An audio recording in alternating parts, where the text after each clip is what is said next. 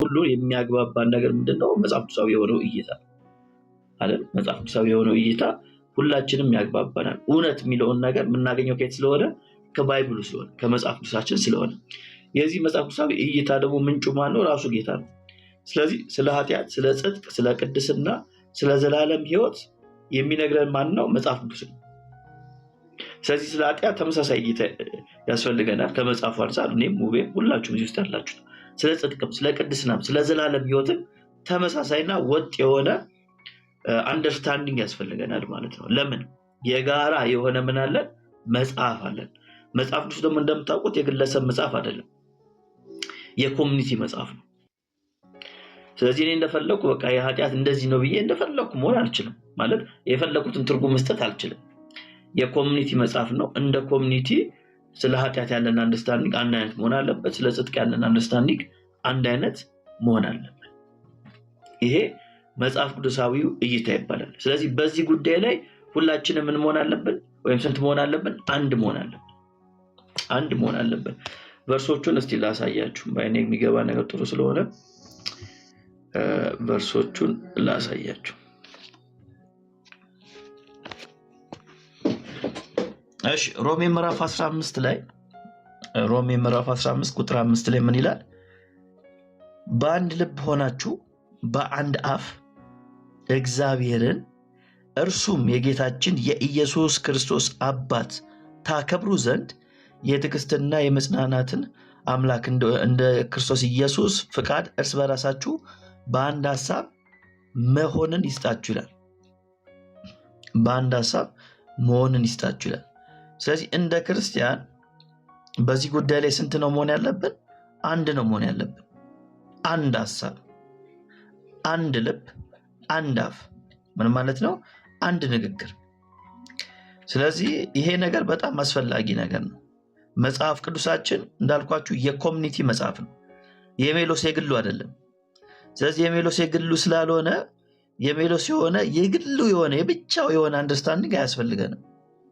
የጋራ የሆነ አንደርስታንዲንግ ያስፈልገናል። ለምን? መጽሐፉ የጋራ ነው። መጽሐፉ የጋራ ነው። መጽሐፉ የግለሰብ አይደለም። ስለዚህ እኔ ተነስቼ እንደፈለኩት መናገር የለብኝም። በቃ አንድ ልብ፣ አንድ ሐሳብ፣ አንድ አፍ። በዚህ አይነት መንገድ የባይብሉን ትሩዝ መያዝ ይኖርብናል ማለት ነው። መያዝ ይኖርብናል። በጣም ጥሩ። እንደዚህ ካል ወደ ራእዩ ሐሳብ ደግሞ እንምጣ። አሁን ራእይን ለመረዳት እነዚህን ጥያቄዎች መመለስ ይኖርብናል። መጀመሪያ ከመሰረቱ ነው የምንጀምረው ማለት ነው። ስለዚህ ኦሪት ዘፍጥረት ምዕራፍ 1 ላይ እንሄድና አንዳንድ ሐሳቦችን ለማየት እንሞክራለን። በዛው እንግዲህ ሰሞኑን የተነሱ አንዳንድ ሐሳቦች እንደሰማችሁ ተስፋ አደርጋለሁ። ከዘፍጥረት ምዕራፍ 1 ጋር በተገናኘ መጀመሪያ የተፈጠረው መንፈስ ነው፣ ከዛ በኋላ ነው እግዚአብሔር ስጋን የፈጠረው የሚል ነገር አለና እሱንም ያው በአንድነት መተነው እናልፋለን ማለት ነው። ስለዚህ አምላክ ሰውን ለምንድን ነው የፈጠረው? ማይንዲው ሰው ነው እያልን ያለነው እንጂ አምላክ መንፈስን ለምን ፈጠረው አይደለም የምንለው። አምላክ ሰውን ለምን ፈጠረው የሚለውን ነገር ማየት ይኖርብናል። ኦሪት ዘፍጥረት ምዕራፍ 1 ቁጥር 26 ላይ ምን ይላል? እግዚአብሔርም አለ ምን አለ? ሰውን በመልካችን እንደ ምሳሌያችን እንፍጠር። እንደ መልካችን እንደ ምሳሌያችን እንፍጠር። የባሕር ዓሦችንና የሰማይ ወፎችን፣ እንስሳትን፣ ምድርን ሁሉ በምድር ላይ የሚንቀሳቀሱትን ሁሉ ምን ያድርጉ? ይግዙ ይላል ማለት ነው። ይግዙ ይላል። ስለዚህ ሰውን እግዚአብሔር በምንድን ነው የፈጠረው? በመልኩ ነው የፈጠረው። አሁን እግዚአብሔር እዚህ ጋር ማንን የፈጠረው ከተባለ ሰውን ነው የፈጠረው። መንፈስን አይደለም፣ የሰውን መንፈስ አይደለም፣ ሰውን ነው የፈጠረው። ስለዚህ ኦሪት ዘፍጥረት ምዕራፍ 1 ላይ መጽሐፉ የሚነግረን ስለምንድን ነው ከተባለ ስለ ሰው ነው የሚነግረን። ስለ ሰው ነው የሚነግረን። ሰውን ምናድርግ? ሰውን እንፍጠር አለ ማለት ነው። ሰውን እንፍጠር አለ። አሁን እዚህ ጋር ኦሪት ዘፍጥረት ምዕራፍ 1 ላይ እግዚአብሔር ሰውን ፈጥሯል ወይ ከተባለ እዚህ ጋር እግዚአብሔር ሰውን አልፈጠረም። እዚህ ጋር እንፍጠር ነው የሚለው። የሥላሴን ምክር እናያለን። የሥላሴን ምክር ወይም የሥላሴን የትሪኒቲን ካውንስል እናያለን ማለት ነው። ያው እኛ እግዚአብሔር ሲል ሥላሴ ብለን ስለምንረዳው የስላሴን ካውንስል የትሪኒቲን ምክር እናያለን። ምክር ሀሳባቸው ምንድነው? ሰውን በመልካችን እንደ ምሳሌያችን እንፍጠር። መልክና ምሳሌ አንድ አይነት ነው። እሺ፣ የአንድ ሳንቲም ሁለት ገጽታ ነው። ያን ምንም የተለየ ነገር የለውም። አንድ አይነት ሀሳቦች ናቸው። በመልካችን እንደ ምሳሌያችን እናድርጋለን፣ እንፍጠራለን። ለምንድን ነው የሚፈጥረው እግዚአብሔር ሰውን ከተባለ የባህር አሶችን፣ የሰማይ ወፎችን፣ እንስሳትና ምድርን ሁሉ በምድር ላይ የሚንቀሳቀሱትን ሁሉ ምን ያድርግ? ይግዙ፣ እንዲገዛ ነው እግዚአብሔር ሰውን የፈጠረው። ይህን ከተናገረ በኋላ ቁጥር 27 ላይ እንደዚህ ይላል፣ እግዚአብሔርም ሰውን በመልኩ ፈጠረ። አያችሁ፣ አሁን እዚህ ጋር በመልኩና በምሳሌው አይልም፣ በመልኩ ነው የሚለው። ለምን ካላችሁ ተመሳሳይ ነገር ነው። መልክና ምሳሌ ተመሳሳይ ነገር ነው። እግዚአብሔርም ሰውን በመልኩ ፈጠረ፣ በእግዚአብሔርም ምን መልክ ፈጠሩ ይላል። ስለዚህ ቁጥር 26 ላይ ምን ነበር ያየነው? ካውንስሉን ያየነው፣ የስላሴን ምክር ሀሳብን ያየነው። ቁጥር 27 ላይ ደግሞ ድርጊቱን እናያለን ማለት ነው። ስለዚህ ሰው እዚህ ጋር ተፈጥሯል። ቁጥር 27 ላይ ተፈጥሯል። በእግዚአብሔር መልክ ፈጠረው ይልና እንዴት አድርጎ ፈጠረው? ወንድና ሴት አድርጎ ፈጠራቸው። ስለዚህ የሚያወራው ስለምንድን ነው? ስለ ሰው ነው። ስለ መንፈስ አያወራም። መንፈስ ጾታ የለውም። እሺ፣ መንፈስ ጾታ የለውም። አሁን ጾታ አለው የሚሉ ሰዎች መጥተዋልና ጾታ ካለው መንፈስ ራሳችሁን ጠብቁ። በነገራችን ላይ ምን ሊያደርጋችሁ እንደሚችል ስለማታውቁ ጾታ ካለው መንፈስ ራሳችሁን ጠብቁ። ጾታ መንፈስ የለውም። እግዚአብሔር ለሰው ጾታ የሰጠው ለምንድን ነው? እንዲባዛ ነው። መንፈስ አይባዛም። እና ለዚህ ነው ቅድም እንዳልኳችሁ የጋራ የሆነ አንደርስታንዲንግ ያስፈልገናል። እኔ ተነስቼ እዚህ ጋር ያለው መንፈስ ነው እየተርጉሜ ከዛራ መንፈስ ወንድና ሴት ነው ማለት አልችልም። በቃ አያስኬድም። እግዚአብሔር ሰውን በመልኩ ፈጠረ፣ በእግዚአብሔር መልክ ፈጠረው፣ ወንድና ሴት አድርጎ ፈጠራቸው። አሁን በመልኩ ፈጠረ ምን ማለት ነው? በመልኩ ፈጠረ ሲባል ምን ማለት ነው? ራሱ ባይብሉ ይፍታል። ዘፍጥረት ምዕራፍ 1 ላይ በጣም ኢዚ በሆነ መንገድ አንድ ነገር ላሳያችሁ። ያው ዋናው ቶፒክ እሱ አይሆንም፣ ግን ሰሞነኛ ርዕስ ስለሆነ ላሳያችሁ። መልክ ምንድነው? ኢሜጅ ምንድነው? እሺ፣ ምን ይላል? እግዚአብሔር ሰውን በመልኩ ፈጠረ አይደል? በእግዚአብሔር መልክ ፈጠረው፣ ወንድና ሴት አድርጎ ፈጠራቸው ይላል። በእንግሊዝኛው ደግሞ ኪንግ ጄምስ ቨርዥን so God created man in his own image, in the image of God created he him ይላል። ስለዚህ ኢሜጅ ምን ማለት ነው ከተባለ አሁን ዘመኑ በጣም ተራቋል። በቀላሉ ማየት እንችላለን የዕብራይስጡን ሐሳብ ማለት ነው። እዚህ ጋር ኢሜጅ ምን ይታያችኋል አይደል? ኢሜጅ ምን ይታያችኋል? 67 54 ሚል አለ እዚህ ጋር። እሱን እንነካለን ማለት ነው። እሱን ስንነካ የዕብራይስጡን ሐሳብ ያመጣልና ትርጉሙንም ይሰጠናል ማለት ነው። የተለያዩ ትርጉሞች ሊኖሩት ይችላሉ ይላል። እዚህ ጋር እንደምታዩት ሼድ ይላል፣ ኢሉዥን፣ ሪዘምብላንስ ምናምን ይላል። እዚህ ጋር ካለው ሐሳብ ጋር አይደለም ሊሆን ይችላል። እዚህ ጋር ካለው ዘፍጥረት ምዕራፍ 1 ላይ ካለው ሐሳብ ጋር የቱ ነው አውዱን የሚጠብቀው ትርጓሜ ከተባለ ይሄው ሪፕሬዘንታቲቭ ማለት ነው። ሌላ ነገር የለውም። ሪፕሬዘንታቲቭ ማለት ነው። ሪፕሬዘንታቲቭ ምን ማለት ነው? ተወካይ ማለት ነው። ወኪል ማለት ነው። ምንም ፊዚክስ ኬሚስትሪ አያስፈልገው። ሪፕሬዘንታቲቭ ነው። መልክ ማለት እግዚአብሔር በመልኩ ፈጠረው ማለት እግዚአብሔር ምን አድርጎታል? ሰውን የሱ ወኪል አድርጎታል። የት? ምድር ላይ። እግዚአብሔር ምድር ላይ ፊዚካሊ አይንቀሳቀስም ማለት። ስለዚህ ምን አደረገ? እግዚአብሔር ሰውን የሱ ወኪል አድርጎ አስቀመጠው ማለት ነው። አሁን እዚህ ጋር እንደምታዩት አይድል የሚል ቃል አለ አይደል? ለምሳሌ ጣዖታቶች ይሰራሉ። ጣዖት ሲሰራ ምንድነው የሚደረገው ከተባለ ለምሳሌ በሰው መልክ ጣዖት ይሰራል አይደል? ስለዚህ ያን ጣዖት ስታዩ ምንድነው የምታዩት? የሆነ የሰው መልክ ታያላችሁ። ጌታም የተናገረው ነገር አለ አይደል? ግብር መክፈል ይገባል ወይ ብሎ ሲጠይቁት ዲናሩን ጠየቃቸው። ከዛ እዚህ ጋር የማን መልክ አለ አላቸው። በቃ አያችሁ። ስለዚህ ሳንቲሙ ላይ ያለው መልክ ሪፕሬዘንት ያደርጋል ማለት ነው። ስለዚህ እዚህ ጋር መልክ ማለት ተመልከቱ፣ ሪፕሬዘንታቲቭ ወኪል ማለት ነው። ወኪል ተወካይ ማለት ነው። ስለዚህ እግዚአብሔር ሰውን ምን አድርጎታል? ወኪሉ አድርጎ በምድር ላይ ፈጥሮታል። ምን እንዲያደርግ? እንዲገዛ ማለት ነው። እንዲገዛ። ስለዚህ የሚገዛው ደግሞ ማን ነው ከተባለ ወንድም ሴትም ገዢዎች ናቸው። ወንድም ሴትም ምንድናቸው? ገዢዎች ናቸው። ለምን? ወንድም ሴትም በእግዚአብሔር መልክ ነው የተፈጠሩት። ወንድም ሴትም በእግዚአብሔር ነው መልክ የተፈጠሩት። ስለዚህ ወንድና ሴት ምድርን ይገዛሉ ማለት ነው። ይሄ ነው የእግዚአብሔር ኦሪጂናል የሆነ ያልተበላሸው ፕላኑ ይሄ ነው እንጂ እኔ መንፈሴ ነው እግዚአብሔር የሚመስለው ምናምን ቁርጥ እሱ ነኝ 100% ከሱ ወጥቻለሁ የሱ የሆነው እኔ ጋር አለ ምናምን ያቆም ሙሳ ያቆም እንደዚህ አይነት ትምህርት የለም። ዘፍጥረት ላይ የለም፣ የትም የለም። ጋቢቶ ሁሉ አሪፍ ነው። ይሄ ነው ሐሳቡ። በቃ ሐሳቡ ይሄ ነው። ስለዚህ ወንድና ሴት አድርጎ እግዚአብሔር ምን አደረጋቸው? ፈጠራቸው ይለናል ማለት ነው። በማን መልክ? በእግዚአብሔር መልክ። ስለዚህ ወንድና ሴት በአንድ ቀን ነው የተፈጠሩት፣ በተለያየ ቀን አልተፈጠሩም። ወንድና ሴት በአንድ ቀን ነው የተፈጠሩት።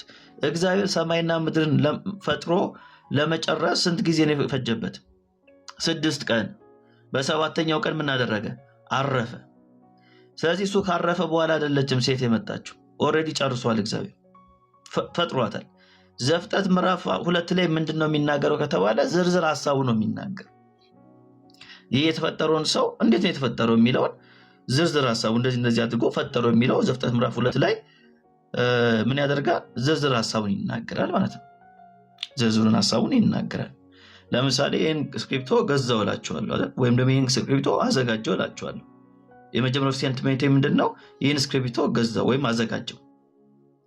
ከዛ እንዴት ነው ይህን ስክሪፕቶ ያዘጋጀው ከተባልኩ ይህን ስክሪፕቶ ነው የሰራሁት መጀመሪያ እንትን አደረኩት፣ ከዛ እንዲያደረኩት ቀለሙን አዘጋጀው ምናምን እያልኩ እናገራችኋለሁ።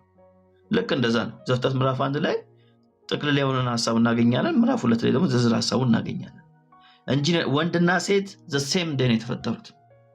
ይሄው ዘፍጥረት ምዕራፍ 5 ቁጥር 2 ወንድና ሴት አድርጎ ፈጠራቸው፣ ባረካቸው፣ ስማቸውንም በፈጠረበት ምን ቀን አዳም ብሎ ጠራቸው። ቀናት አይደለም፣ ቀን ዘ ሴም ዴይ። ስለዚህ ማን ብሎ ጠራቸው? አዳም ብሎ ጠራቸው። እግዚአብሔር ወንዱንምና ሴቱንም አዳም ብሎ ነው የሚጠራው። ወንዱንም እና ሴቱንም አዳም ብሎ ነው እግዚአብሔር የሚጠራው ማለት ነው። ሔዋን ምናምን የሚለው እንግዲህ ለሴቷ በኋላ ላይ አዳም የሰጣት ስም ነው፣ ወንድዩ የሰጠው ስም ነው። እግዚአብሔር ግን ሁለቱም ማን ብሎ ነው የሚያውቃቸው? አዳም ብሎ ነው የሚያውቃቸው ማለት ነው። አዳም ብሎ ነው የሚያውቃቸው። ስለዚህ ሴም ዴይ ወንድና ሴት ምን ተደርጓል? ተፈጥሯል። ወንድና ሴት ተፈጥሯል ማለት ነው። ወንድና ሴት ተፈጥሯል። ከዛ በኋላ ከተፈጠሩ በኋላ እግዚአብሔር ለወንዱ የሰጠው ኃላፊነት ምን ነበር የሚለውን ደግሞ ማየት ይኖርብናል። አሁን በተለይ ዘፍጥረት ምዕራፍ 1 እና ምዕራፍ 2 የእግዚአብሔርን ትክክለኛ የሆነ ዓላማ የምንረዳበት መጽሐፍ ነው። ለምን? ውድቀት እዚህ ውስጥ የለም። ውድቀት የመጣው ከዘፍጥረት ምዕራፍ 3 በኋላ ነው። ስለዚህ ከዘፍጥረት ምዕራፍ 3 በኋላ ብዙ ነገሮች ምን ተብለዋል? ተበላሽተዋል። ብዙ ነገሮች ተበላሽተዋል። ስለዚህ እግዚአብሔር ትክክለኛ ፐርፐዙ ለወንድ ልጅ ምንድን ነው ከተባለ ዘፍጥረት ምዕራፍ 2 ላይ ከቁጥር 15 ጀምሮ እንዲህ ብሎ ይነግረናል። አራተኛውንም ወንዝ ኤፍራጥስ ነው ይላል። ከዛ በኋላ እግዚአብሔር አምላክም ሰውን ወስዶ፣ ተመልከቱ፣ እግዚአብሔር አምላክም ሰውን ወስዶ ያበጃትም ይጠብቃትም ዘንድ በኤደን ገነት አኖረው። በኤደን ገነት አኖረው። እግዚአብሔር አምላክም ሰውን እንዲህ ብሎ አዘዘው፣ ከገነት ዛፍ ሁሉ ትበላለህ፣ ነገር ግን መልካምና ክፉን ከሚያስታውቀው ዛፍ አትብላ፣ ከእርሱ በበላ ቀን ሞትን ትሞታለህና። እግዚአብሔር አምላክም አለ ሰው ብቻውን ይሆን ዘንድ መልካም አይደለም። ለምንድነው ሰው ብቻውን ይሆን ዘንድ መልካም አይደለም እግዚአብሔር ያለው? ለምን ከተባለ ሁለቱ የተፈጠሩት ዘ ሴም ዴይ ነው ብያቸዋለሁ አይደል? ግን በቅድመ ተከተል ካየነው ወንዱ ቀድሞ ተፈጥሯል። በቅድመ ተከተል ካየነው ወንዱ አስቀድሞ ተፈጥሯል። ቀኑስ ዘ ሴም ዴይ ነው ማለት ነው።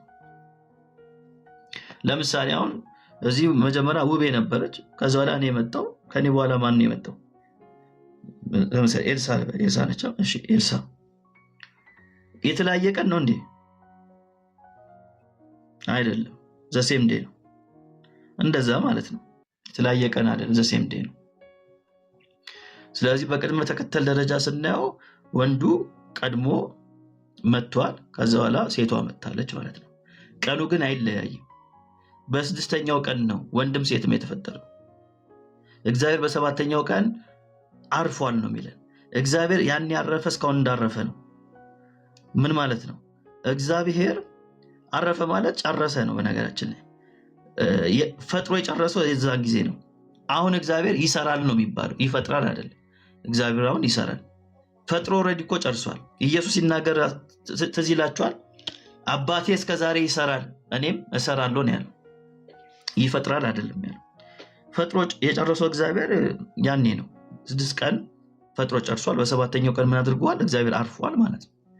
ስለዚህ ካረፈ በኋላ አይደለም ሴት ልጅ የመጣችው። በስድስተኛው ቀን ሁለቱም ተፈጥሯል። ግን በቅድመ ተከተል ካየነው በዘ ሴም ዴይ ላይ ወንዱ ቀድሞ ምን ብሏል? መጥቷል።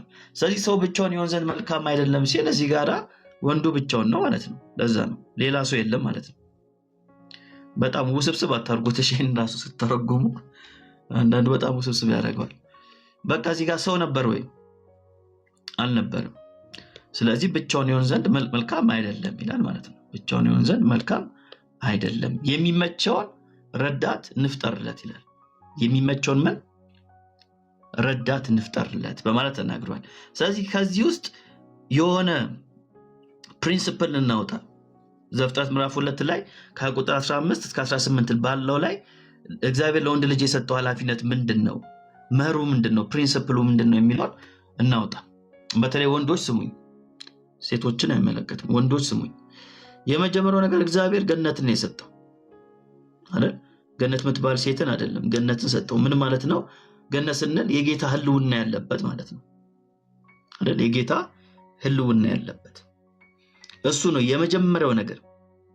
ስለዚህ ገነት ሲያስገባው ምን ያደረገው ነው? በጌታ ህልውና መሆን ማለት ነው። በጌታ ህልውና ውስጥ መሆን ማለት ነው።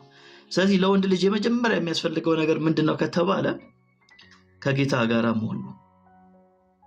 ከጌታ ጋር መሆን ለወንድ ልጅ በቃ የመጀመሪያው ፕራዮሪቲው ነው።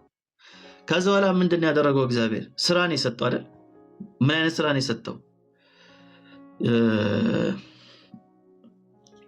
እግዚአብሔር አምላክ ሰውን ወስዶ ያበጃትም ይጠብቃትም ዘንድ በኤደን ገነት አኖረው ነው የሚለው። ስለዚህ ኤደን ገነት እግዚአብሔር የፈጠረው ነው አይደል? ፐርፌክት ነው። ግን እዛ ውስጥ ያሉትን ነገሮች እንዲያበጅና እንዲጠብቅም አዳምን እዛ አስገባው ማለት ነው። ወንዱን እዛ አስገባው። ስለዚህ ስራን የሰጠው፣ ኃላፊነትን የሰጠው። ስለዚህ ወንድ ልጅ ከጌታ ጋር ከሆነ በኋላ ምን ያስፈልገዋል ማለት ነው? ስራ ያስፈልገዋል ማለት ነው። ስራ ያስፈልገዋል። ኤኒ ካይንድ ኦፍ ስራ ማለት ነው። ኤኒ ካይንድ ኦፍ ስራ ያስፈልገዋል። አሁን የተነሳንበት ምንድነው? ራእይ ነው አይደል? እሱን እዚህ ውስጥ እናገኘዋለን ማለት ነው። በኋላ ላይ ያሳያቸዋል። ስለዚህ ስራ ያስፈልገዋል ማለት ነው። ወንድ መስራት አለበት። ይሄ ግዴታ ነው። ሴቷ ጋር ስንመጣ እሱን አናገኝም አይደል? ስራ የወንድ ምንድነው? ግዴታው ነው።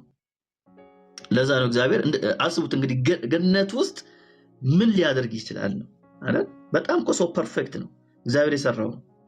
ግን እዛ ውስጥም ሆኖ እግዚአብሔር ምን ይለዋል? እንዲሰራ አዝዞታል ማለት ነው። ገነት ውስጥ ከታዘዝ ከዚህ ደግሞ አስቡ። ለዚህ ደግሞ አስቡ። አሁን ምን መሰላችሁ ችግሩ? እዚህ ጋራ ገነት ውስጥ ነው ያለው አዳም በጌታ ህልውና ውስጥ ነው ያለው። ስለዚህ ስራውን የሚሰራው እንዴት አድርጎ ነው?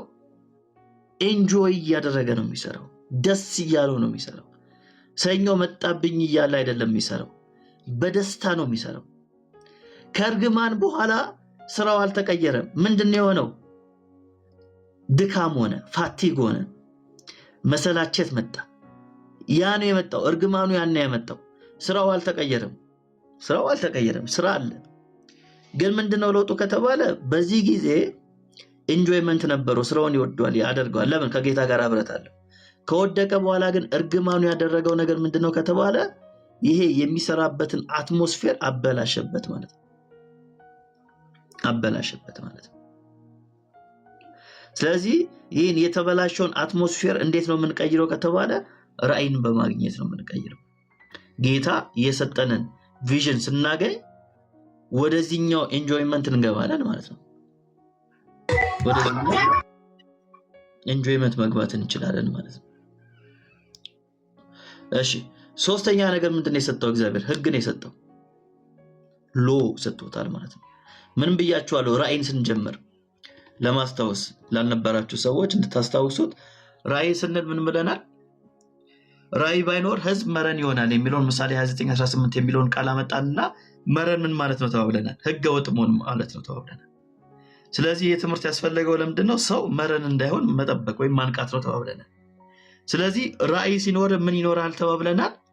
ራእይ ሲኖር ስርዓት ይኖራል ተባብለናል አይደል? መሪ ይኖራል ወይም ህግ ይኖራል ተባብለናል። ስለዚህ እግዚአብሔር ያደረገው ነገር እሱ ነው። እግዚአብሔር ስራ ሲሰጠው ከምን ጋር ነው የሰጠው? ከህግ ጋር ነው የሰጠው። ምንድነው ህጉ? ይሄው ተጽፏል። እግዚአብሔር አምላክ ሰውን እንዲህ ብሎ አዘዘው፣ ከገነት ዛፍ ሁሉ ትበላለህ። በነገራችን ላይ ትእዛዝም ነው። ትበላለህ፣ ይበላል። እሺ ነገር ግን መልካምና ክፉን ከሚያስታውቀው ዛፍ አትብላ። ትእዛዝ ነው፣ መርህ ነው። ከእርሱ በበላ ቀን ሞትን ትሞታለህ፣ ውጤቱን ይነግረዋል። ስለዚህ እዚህ ጋር ህልውናው አለ፣ ገነት ውስጥ ነው ያለው፣ ይሰራል። ከዛስ መርህ ተሰጥቶታል፣ ህግ ተሰጥቶታል ማለት ነው። ህግ ተሰጥቶታል። ስለዚህ በራእያችሁ ውስጥ ለመቀጠል ስትፈልጉ ምን ያስፈልጋችኋል ማለት ነው? ወንድ ልጅ መርህ ያስፈልጋል ማለት ነው። አቋም ያስፈልጋል ማለት ነው። በሌላ አገላለጥ አቋም፣ በቃ የጸና አቋም ሊኖር ይገባል። ሰዎች በሚሰጡ አስተያየት አይደለም አቋምን የምትቀያየረው። በቃ አቋም ያስፈልጋል ማለት ነው። መርህ ያስፈልጋል። ከዛ በኋላ ምን ሰጠው? እንግዲህ የሚሰጠው ማለት ከዛ በኋላ ያው ቁጥር 18 ላይ የሚመቸውን ምን ረዳት እንፍጠርለት ተባለ ማለት ነው። ምንድነው ረዳት? ስለዚህ ሴት ረዳት ከሆነች አንተ ምን ያስፈልጋል ማለት ነው? ስራ ያስፈልጋል ማለት ነው። ስራ ከሌለ ምኑን ነው የምትረዳ? ምኑን ነው የምትረዳ? ልትረዳ አትችልም። ስለዚህ ስራ ስንል ደግሞ አገራችን ላይ ደግሞ ያለው ትልቁ ችግር ምንድነው? በቃ ስራ ማለት የሆነ ጠዋት ወጥተህ 2 ሰዓት ላይ ምናምን ከዛ እስከ 11 ሰዓት ቆይተህ ምናምን ሰው ሲመጣ ነው ሰራ የሚባለው አይደል? እሱም አንድ ስራ ነው፣ ግን እሱ ብቻ አይደለም ስራ። የተለያየ ስራ ነው። ለምሳሌ ሰዓሊ፣ ያው እንግዲህ ከታች አለ ሰዓሊው ሰዓሊ ልትሆን ይችላል፣ እሱ ስራ ነው። ጸሐፊ ልትሆን ይችላል፣ እሱም ስራ ነው አይደል? ስራ ነው። ኤኒ ካይንድ ሊሆን ይችላል። ስለዚህ ራእይን አግኝተህ በዛ ራእይ ውስጥ የምትሰራውን ነገር ነው ማወቅ ያለብህ። እንደዛ ስትሆን የመጣችዋ ሴት ምንድነች? ረዳት ነች። ስለዚህ እዚህ ጋር ቁጥር 2ን ካወጣኸው 3 እና 4 አይኖርም ነው አይደል? ይሄን ካወጣኸው 3 እና 4 አይሰራም።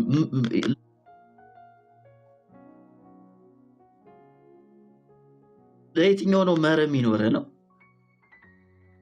ምንም እኮ የለም። ምኑን ትረዳሃለች? ተረዳችሁ? ስለዚህ ይሄ ለወንድ በጣም አስፈላጊ ነገር ነው ማለት ነው። ከጌታ ጋር ህልውና አብሮ መሆን፣ የጌታ ህልወት ለወንድ ልጅ በጣም ያስፈልጋል። ከዛስ ስራው ደግሞ ያስፈልጋል ማለት ነው። ይሄን ካወጣው በወንድ ልጅ ህይወት 3 እና 4 አይከተልም። 3 እና 4 ምን አይልም? አይከተልም ማለት ነው። አይከተልም። ስለዚህ ለዛ ነው ብዙ ጊዜ ሴቶችም እንዲህ ቪዥነሪ የሆነ የራሱ ነገር ያለው ወንድ ደስ ይላቸዋል። አብዛኛው ጊዜ ደስ ይላቸዋል። ለምን ከተባለ የተፈጠሩት ለዛ ነው፣ ሊያግዙ ነው የተፈጠሩት። ስለዚህ እንደዛ ሲሆን አንድ ወንድ ልጅ ምን ያደርጋቸዋል? ይማርካቸዋል ማለት ነው። ይማርካቸዋል። እና ማቴሪያሊስቲክ መሆን ሳይሆን የተፈጠሩበትን ዓላማ ያ ስለሆነ ባይኔቸራቸው ያ ነገር ያለው ወንድ ልጅ ምን ያደርጋቸዋል? ይማርካቸዋል ማለት ነው። ይሄ በጣም ግልጽ የሆነ ነገር ነው። ያው ሲለጠጥ ነው ሁሉ ነገር መጥፎ የሚሆን። ሲለጠጥ መጥፎ ነው። እሷም ስትመጣ እሱ በሰራው ነገር ላይ በቃ እንትን ለማለት ሳይሆን ምን ለማድረግ ነው? ለማገዝ፣ የበለጠ እሱም እንዲሆን ፍሩትፉል እንዲሆን ለማገዝ ነው መግባት ያለባት ማለት ነው። ስለዚህ ሴት ልጅ አጋዥ ነች። አጋዥ ስትባል የምታግዝ ነች ስትባል ከወንዱ ያነሰች ነች ማለት አይደለም።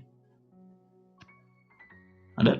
ከወንዱ ያነሰች ነች ማለት አይደለም። ለምሳሌ ሮሜ ምዕራፍ 8:26 ላይ መንፈስ ቅዱስ አጋዣችን እንደሆነ ይናገራል፣ የሚረዳ እንደሆነ ይናገራል አይደል? እኛ ምን ያደርገናል? ያግዘናል። መንፈስ ቅዱስ እኛን ስለሚያግዘን ከኛ ያነሰ ነው ወይ? አይደለም አይደል? እንደውም አንዳንዴ አጋዥ የምንፈልገው ከኛ ራሱ የበለጠ ሊሆን ይችላል።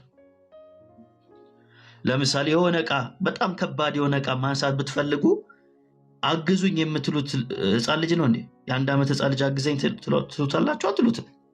ቢያንስ በአቅም ከአንተ ጋር ትይዩ የሆነ ወይም ከአንተ የሚበልጥ ነው የምትፈልገው። አጋዥ ማለት እሱ ነው። ወይም ከአንተ ፓወር ጋር ወይም ከአንተ አቅም ጋር ትይዩ አቅም ያለው ሰው ትፈልጋለህ። ወይም ደግሞ ከዛ የሚበልጥ ሰው ነው እንጂ የምትፈልገው ከአንተ ያነሰ ሰው ምን ያደርግልሃል? ምንም አይሰራልህ። ስለዚህ አጋዥ መሆኗ ባይ ዲፎልት ምንድነው የሚያሳየን ከተባለ በቃ ከወንድ ልጅ ጋር ምንድነች? ትይዩ ነች ማለት ነው። ትይዩ መሆኗን ያሳያል። ለዛ ነው ከጎን አጥንትም የተፈጠረችው። ከግራ ግን አይደለችም። ያው ሃይማኖቱ ዓለም ከግራ ብሎናል። ከግራ አልተፈጠራችሁም። እሺ። ስለዚህ የወንድና የሴት ልጅን አፈጣጠር እና ዓላማ በዚህ አይነት መንገድ ካየ ነው የራእይ ምንጭ ምንድነው የሚለውን ደግሞ የራእይ ምንጭ ምንድነው? የራእይ ምንጭ ለምሳሌ መጽሐፈ መክብብ ምዕራፍ 3 ቁጥር 10 ላይ እንደዚህ ይላል። ሰለሞን እግዚአብሔር ለሰው ልጆች ይደክሙበት ዘንድ የሰጣቸውን ጥረት አይቻለሁ ይላል። እግዚአብሔር ለሰው ልጆች ይደክሙበት ዘንድ የሰጣቸውን ምን ጥረት አይቻለሁ ይላል። አያችሁ? ስለዚህ እግዚአብሔር ሰጥቷል። አሁን መርህ ነው የምናወጣው ተባብለናል። ስለዚህ እግዚአብሔር ምን አድርጓል? ሶርሱን ሰጥቷል ማለት ነው። ሰው ልጅ የሚደክምበትን ነገር ጥረት እየጣረ እየሰራ የሚደክምበት ነገር እንዲኖረው በውስጡ ያን ነገር እግዚአብሔር ምን አድርጓል? አስቀምጧል ማለት ነው። አስቀምጧል ማለት ነው። ስለዚህ ራእይ ምን ተባብለናል? ከእምነት ጋር ተመሳሳይ ነው። ለምን? እምነት የማናየውን ነገር የሚያስረዳ ሲሆን ራእይ ደግሞ ልባችን ለዓይናችን የሚያስረዳው እውነት ነው እንጂ ዓይናችን ለልባችን የሚነግረው አይደለም። ተመልከቱ። ይህ ነገር በጣም አስፈላጊ ነገር ነው። ቪዥን ከእምነት ጋር ተመሳሳይ ነው። እምነት ምንድን ነው? እምነት ምንድን ነው? የማናየውን ነገር የሚያስረዳ ነው አይደል? ለምሳሌ እግዚአብሔር መንግስት በዓይናችን አላየ ነው፣ ግን በእምነት ተረተናል። ጌታ ኢየሱስን በዓይናችን አላየን፣ ፊዚካል በሆነ ዓይናችን፣ ግን በእምነት ምን ብለናል? ተረተናል። ቪዥንም ጋር ስንመጣ ራእይም ጋር ስንመጣ እንደዛ ነው፣ የልብ ስራ ነው ተብለናል። ስለዚህ ቪዥን ልባችን ነው ለዓይናችን የሚነግረው የሚያስረዳው እንጂ ዓይናችን ለልባችን አይነግረውም። ለምን ከተባለ ባለፈው ሳምንት እንዳልኳችሁ ለምሳሌ ዓይነ ስውር የሆነ ሰው ቪዥን የለውም ወይ? ቪዥን አለው። ለምንድን ነው ቪዥን ያለው? በዓይኑ አይደለም የሚያየው። በምንድን ነው የሚያየው? በልቡ ነው የሚያየው። በልቡ ነው የሚያየው። ስለዚህ ልባችሁ ለዓይናችሁ ምን ማድረግ አለበት? ማስረዳት አለበት ያን እውነት። ለምን? ዓይናችን የሆነ የሚጨበጥ ምናምን ነገር ዛሬን ነው የሚያየው። ዛሬ ምን አለ፣ ዛሬ እንዴት ነው የሚለው። አየህ። እምነት ግን ምንድን ነው የሚያደርገው? የነገን አሻግሮ ምን ያደርጋል? ያስረዳሃል ማለት። ይህ ዛሬ ያለው ነገር ምንድነው? ጊዜያዊ ነው ይላል፣ የሚያልፍ ነው ይላል። ስለዚህ ነገር ምን አድርግ? ተስፋ አድርግ ይላል። ስለዚህ እንደዛ ሲል ምን ታደርጋለህ ማለት ነው? ራስን ታስገዛለህ ማለት ነው ለነገ። ዛሬ እንደሚያልፍ ይገባል። ስለዚህ ዛሬ ላይ የሆነች ነገር ለማግኘት ዛሬን ተደስተ ለማደር የሆነ ጊዜያዊ የሆነ ውሳኔ አትወስንም። ነገን ኢምፓክት የሚያደርግ ጊዜያዊ ውሳኔ አትወስንም። ለዛ ነው ባለ ራእይ ምን አለው ተባብለናል? መርህ አለው፣ ህግ አለው፣ ስርዓት አለው ማለት ነው። ስርዓት አለው። ይህን ፒክቸር እስቲ ላሳያችሁ። እዚህ ፒክቸር ላይ ምን ትረዳላችሁ? የሆነ ሰው አለ። ሴት ትመስለኛለች፣ ጣቷ ሴት ይመስላል። ምን አድርጋለች? ምንዋን የሸፈነችው? መልኳን አይደል የሸፈነችው? ፊቷን ነው የሸፈነችው። ፊቷን ሸፍናለች እና እዚህ ጋር ምን አለ? ጥያቄ ምልክት አለ።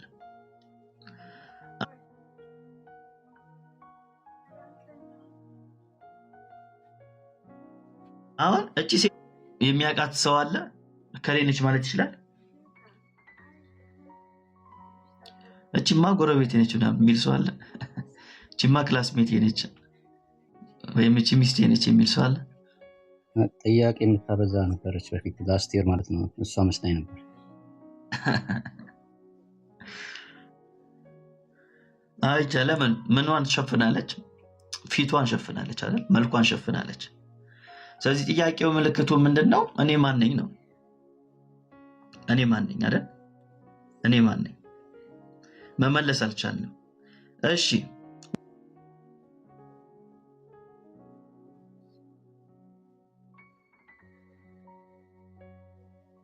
ያለችው ፊቷ ተሸፍኗል። እኔ ማን ነኝ እያለች ነው። ብዙዎቻችን አናቃትም ነው እንጂ የምንለው ብዙዎቻችን ራሳችንስ እናውቃለን ወይ ነው። ራሳችን እናውቃለን ወይ? አንተ ማን ነህ? አንቺ ማን ነሽ? ይሄ ነገር ምላሽ ያስፈልጋል። ራሳችሁን ታውቁታላችሁ ወይ? አሁን ባለራዕይ ከመሆን በፊት ራስን ማወቅ ያስፈልጋል። እኔ ማን ነኝ የሚለውን ነገር በደንብ ማወቅ አለባችሁ። አንዳንድ ሰው ራስን አስተዋወቅ ሲባል እኔ ሜሎስ ነኝ ምናምን ብሎ ይጀምራል። በስሙ ይጀምራል። ጥሩ ነው በስሙ መጀመር፣ ግን እሱ አንተን አይገልጥም አለ። ስሜን መቀየር እችላለሁ ነገር እኔነቴን ግን አልቀይርም ማለት እኔነቴን አልቀይርም። ስለዚህ ከስሜ አልፋለሁ ማለት ነው። ስለዚህ እግዚአብሔር አንተ ማነህ ነው የሚልህ፣ አንቺን ማነሽ ነው የሚልሽ። ራስህን ስምን ሳትገልጥ እድሜን ሳትገልጥ የምትሰራው ነገር ሳትገልጥ ራስን ማብራራት ትችላለህ ወይ? ራስን ዲፋይን ማድረግ ትችላለህ ወይ? አሁን በጣም ብዙ ሰው ራሱን መግለጽ ራሱን ማብራራት ይቸገራል አይደል? በጣም ይቸገራል። ግን ይህ በጣም መሰረታዊ ነገር ነው። ለምሳሌ ፒክቸር ተመልከቱ። ይሄ ፒክቸር ምንድነው የሚያሳየው? ምን ትረዳላችሁ ይህን ስታዩ?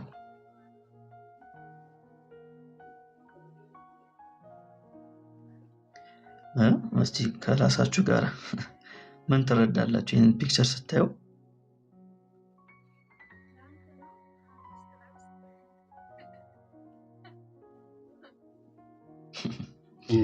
ራሱን እየገመገመ ነው እያየ ነው።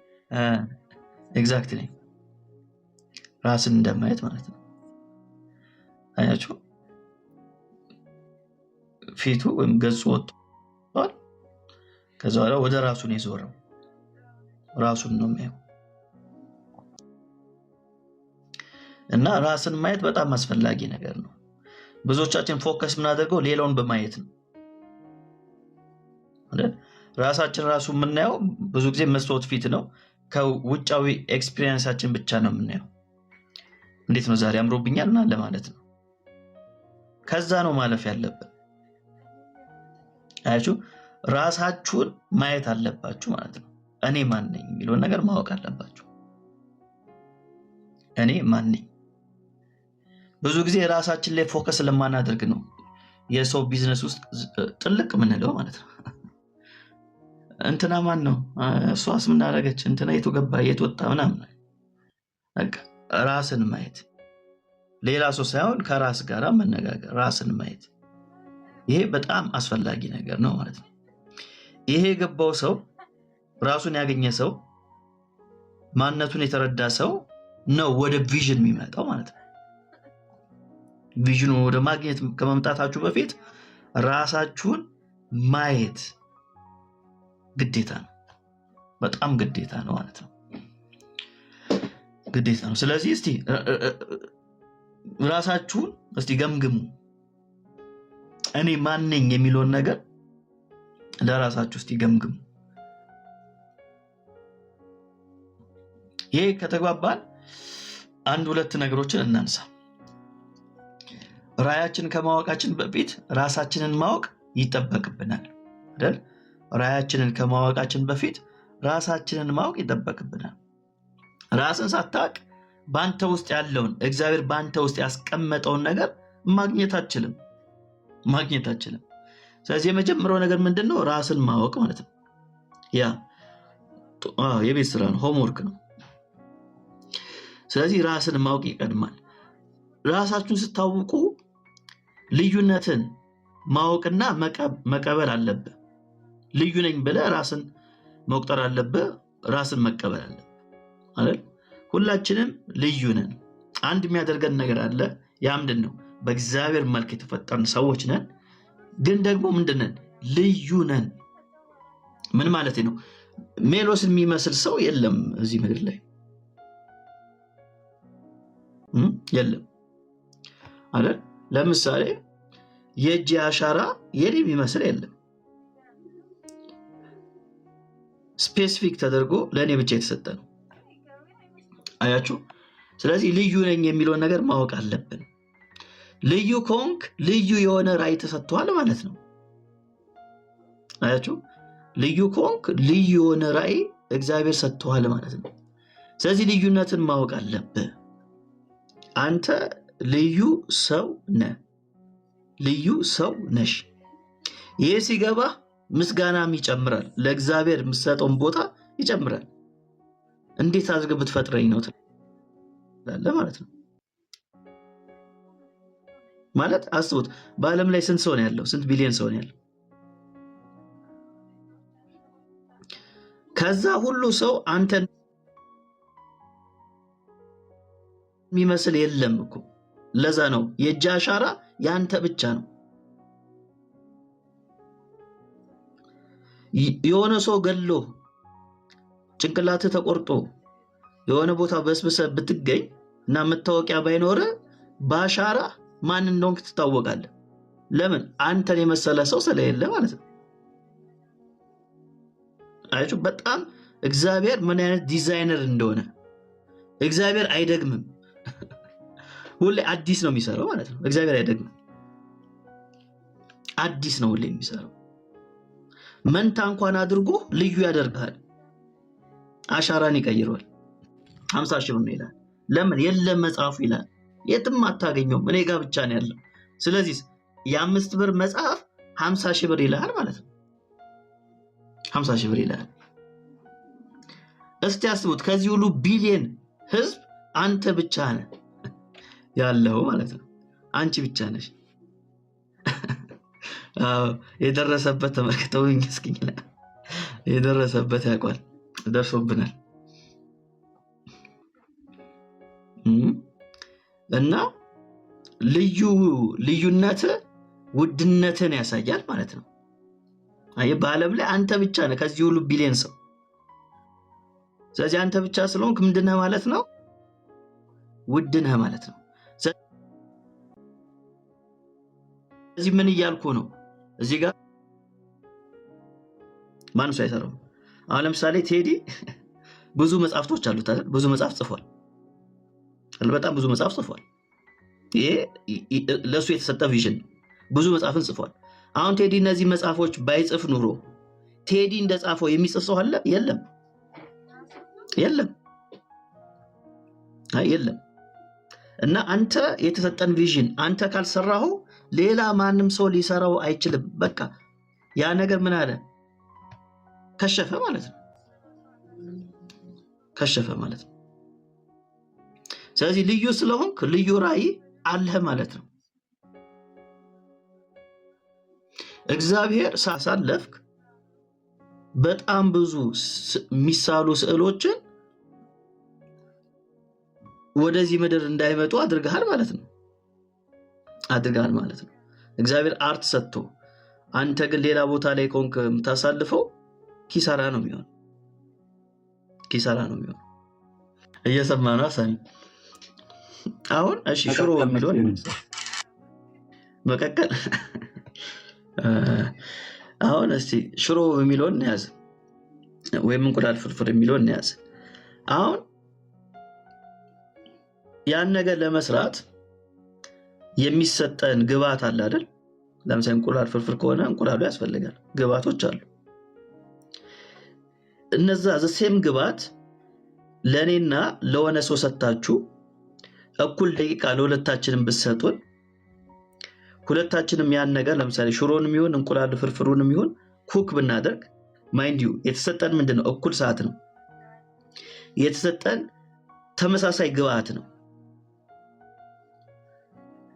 ያን ነገር ከሰራነው በኋላ ስናቀርበው የሁለታችን ቴስት አንድ አይነት አይደለም፣ ይለያያል።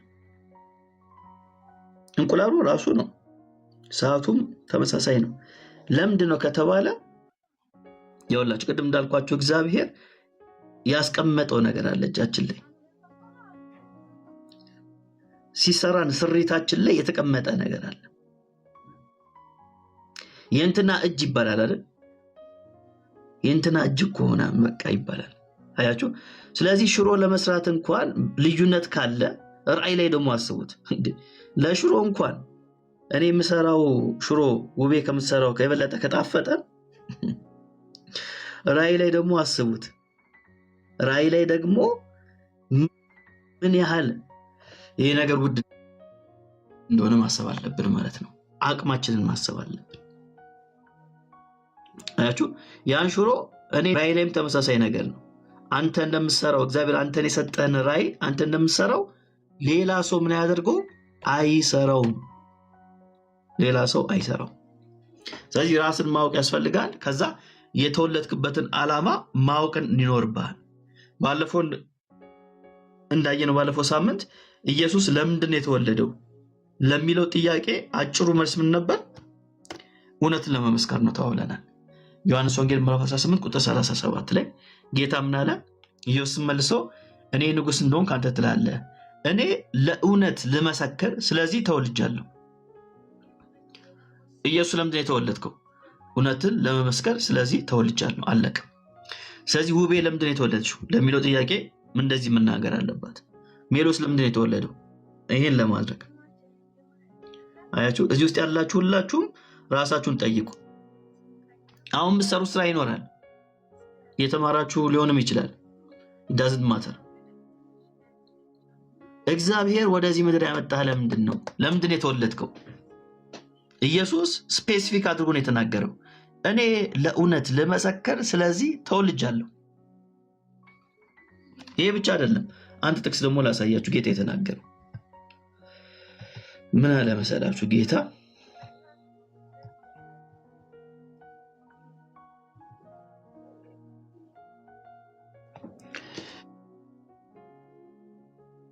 ተልኮን በተመለከተ ለምን ተወለድክ ጌታ ስትሉት እውነትን ለመመስከር ነው። ተልኮ ምንድነው ጌታ ስትሉት ደግሞ እንደዚህ ይላል፣ እርሱ ግን ስለዚህ ተልኬያለሁና ለሌሎች ከተሞች ደግሞ የእግዚአብሔር መንግስት ወንጌል እሰብክ ዘንድ ይገባኛል አላቸው። ኢየሱስ ለምን የተላከው? የእግዚአብሔር መንግስት ወንጌል ለመስበክ። ስለዚህ ነው የተላኩት አለ። አያችሁ አይደል? ተልኮንም ያውቃል። ስለዚህ ነው የተላኩት የእግዚአብሔርን መንግስት ወንጌል ልሰብክ ዘንድ ተልኬያለሁ። ከፍ ብለን ደግሞ ብናነበው ምን ይላል? የጌታን ዓመት እሰብክ ዘንድ ልኮኛል። ስለዚህ ኢየሱስ ለምንድን ነው የመጣው ለሚለው መልስ አለው። የእግዚአብሔር መንግስት ወንጌል ለመስበክ። ለምንድን ነው የተወለድከው ኢየሱስ? እውነትን ለመመስከር። በጣም ፕሪሳይስ የሆነ አጭር የሆነ በአንድ ስቴትመንት የሚያልቅ ነገር ነው ጌታ ሲናገር የምናገኘው ማለት ነው። ስለዚህ እናንተም ራሳችሁን ጠይቁ። ለምንድን ነው የተወለዳችሁት? ተልኳችሁ ምንድን ነው? እሱን በደንብ ማወቅ አለብን ማለት ነው። በደንብ ማወቅ ይኖርብናል። ከጌታ የምንማረው ነገር እሱ ነው። የተወለድንበትን ዓላማ እንዴት ነው የምናውቀው ከተባለ የተለያዩ ፖይንቶችን ማንሳት እንችላለን። ግን በዋናነት መጽሐፍ የሚነግረን አንድ ነገር አለ። የልባችን መሻት የሚባል ነገር አለ። ለምሳሌ መዝሙር 37 ቁጥር 4 ላይ እንደዚህ ይላል፣ በእግዚአብሔር ደስ ይበልህ የልብህንም መሻት ይሰጥሃል። መንገድህን ለእግዚአብሔር አደራ ስጥ፣ በእርሱም ታመን፣ እርሱም ያደርግልሃል። ስለዚህ መሻቱን ያስቀመጠው ማን ነው? እግዚአብሔር ነው። አንተ መሻቱን ስታውቅ እግዚአብሔር ያንን ነገር አቺቭ እንድታደርግ ይረዳሃል። ስለዚህ ከአንተ የሚጠበቀው ነገር ምንድን ነው? መንገድህን። መንገድ የተባለው ምንድን ነው? እቅድህን ማለት ነው። ይሄ የእንትን ጥቅስ አይደለም። እሺ፣ መኪና ላይ የምትለጥፉት ጥቅስ አይደለም። መንገድን ለእግዚአብሔር አደራ ስጥ የሚለው የህይወት መንገድ ነው። መንገድህን ለእግዚአብሔር አደራ ስጥ።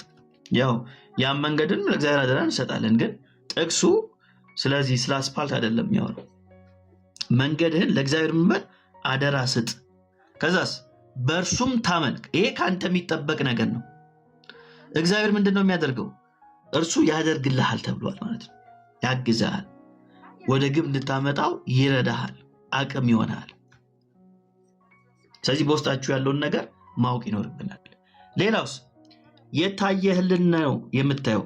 እግዚአብሔር አስቀድሞ ያየልህን ነገር ታያለህ። ለምሳሌ ትንቢተ ኢሳይያስ ምዕራፍ 46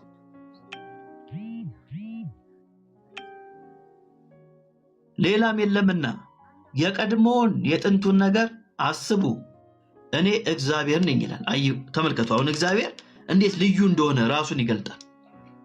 በምድር ላይ አማልክት የተባሉ ብዙ ቢኖሩም እሱ ግን ከሁሉ የተለየ የሚያደርገው ነገር ምንድነው ከተባለ ይህን ይናገራል። እንደ እኔም ያለ ማንም የለም። ምንድነው እግዚአብሔር አንተን የሚለይ ሲባል እንደዚህ ይላል፣ በመጀመሪያ መጨረሻውን ከጥንት ያልተደረገውን እነግርሃለሁ፣ ምክሬ ትጸናለች፣ ፍቃዴንም ሁሉ እፈጽማለሁ እላለሁ። ስለዚህ እግዚአብሔር ምንድነው ልዩ የሚያደርገው ከተባለ በመጀመሪያ መጨረሻውን ነው የሚነግርህ። ከጥንት ያልተደረገውን እነግርሃለሁ፣ ገና ያልተደረገውን ነገር ምን እነግርሃለሁ። ስለዚህ እግዚአብሔር መጨረሻን ምን አድርጓለሁ? በመጀመሪያ አድርጌ እነግርሃለሁ። ይሄን ማድረግ የሚችለው ማን ብቻ ነው? እግዚአብሔር ብቻ ነው። የዛሬ 100 ዓመት ከዛሬ 100 ዓመት በኋላ የሚሆነውን ሊነግረን የሚችለው ማን ነው? እግዚአብሔር ብቻ ነው። የኛ ነጋችን የእግዚአብሔር ትላንቱ ነው። እንደዛ አድርጋችሁ አስቡት። ማለት ትላንታችሁን እንደምታውቁት ሁሉ እግዚአብሔር ነጋችሁን ያውቋል፣ ከዛም በላይ ያውቋል። እንደውም እኛ ትላንታችንን በአንዳንድ ጉዳይ ላይ ልንረሳው እንችላለን። ለምሳሌ ትላንትና እራት ምንድነው የበላችሁት? ቶሎ የሚመልስ አንዳንዶቻችሁ ረስታችሁታል። ትላንትና ምሳ ሰዓት ላይ ማን ያገኛችሁት? ትላንትና በ7 ሰዓት ላይ ምን አድርጋችኋል? አያችሁ፣ ኦሬዲ እኮ አድርጋችሁታል። ግን ያደረጋችሁትንም እንኳን ልትረሱ ትችላላችሁ። እግዚአብሔር ደግሞ ከዛ በበለጠ ነጋችሁን ያውቀዋል። ነጋችሁን አስቀድሞ ይነግራችኋል። ስለዚህ እግዚአብሔር የሚሰራው እንደዚህ ነው። ከመጨረሻ ወደ መጀመሪያ ይመጣል እንጂ ከመጀመሪያ እንደ ሰው ወደ መጨረሻ አይሄድም። እኛንን ጀምረን ምን ፈጽመው፣ እግዚአብሔር ፈጽሞ ነው የሚጀምረው። ኤፌሶን ምዕራፍ 1 ታስታውሳላችሁ። ምንድነው የሚለው? ዓለም ሳይፈጠር በፊቱ ቅዱሳንና ነውር የሌለን በፍቅር እንሆን ዘንድ በክርስቶስ መረጠን ነው የሚለው። ዓለም ሳይፈጠር በፊት። አያችሁ፣ ይሄን ነገር ምን አደረገው? እግዚአብሔር ወደ ምድር አመጣው ማለት ነው። መጨረሻውን አይቶ ነው መጀመሪያውን የነገረን። ራእይ ማለት ተመሳሳይ ነገር ነው። ራእይ ዛሬ ላይ ቁጭ ብለ ነገ የምትሆነውን ማየት ነው። የዛሬ 10 ዓመት የምትሆነውን ማየት ነው። የዛሬ 30 ዓመት የምትሆነውን ማየት ነው። መቼ? ዛሬ ላይ ተቀምጠ። ለምን? እግዚአብሔር ነው ይሄኛውን ያስቀመጠልን። ማን ነው? እግዚአብሔር ነው። ምን ብያችኋለሁ ባለፈው ሳምንት? ራእይ የምትፈጥረው ሳይሆን የምትገልጠው ነው። ስለዚህ እግዚአብሔር ኦልሬዲ ያስቀምጦልሃል፣ ባንተ ውስጥ አለ። ስለዚህ የዛሬ 30 ዓመት የምትሆነውን 20 ዓመት የምትሆነውን እግዚአብሔር አስቀድሞ ምን ያደርጋል? ያሳያል ማለት ነው። አዲስ ነገር አይደለም የምታየው፣ ያንን ነው የምታየው። እግዚአብሔር ያስቀመጠልን ነገር ታየዋለህ። ካየው በኋላ ትጀምራለህ ምን ለማድረግ? እግዚአብሔር ያሳየህን ነገር ወደ ምድር ለማምጣት ወይም ደግሞ ስጋ እንዲይዝ አካል እንዲይዝ ትሰራለህ ማለት ነው።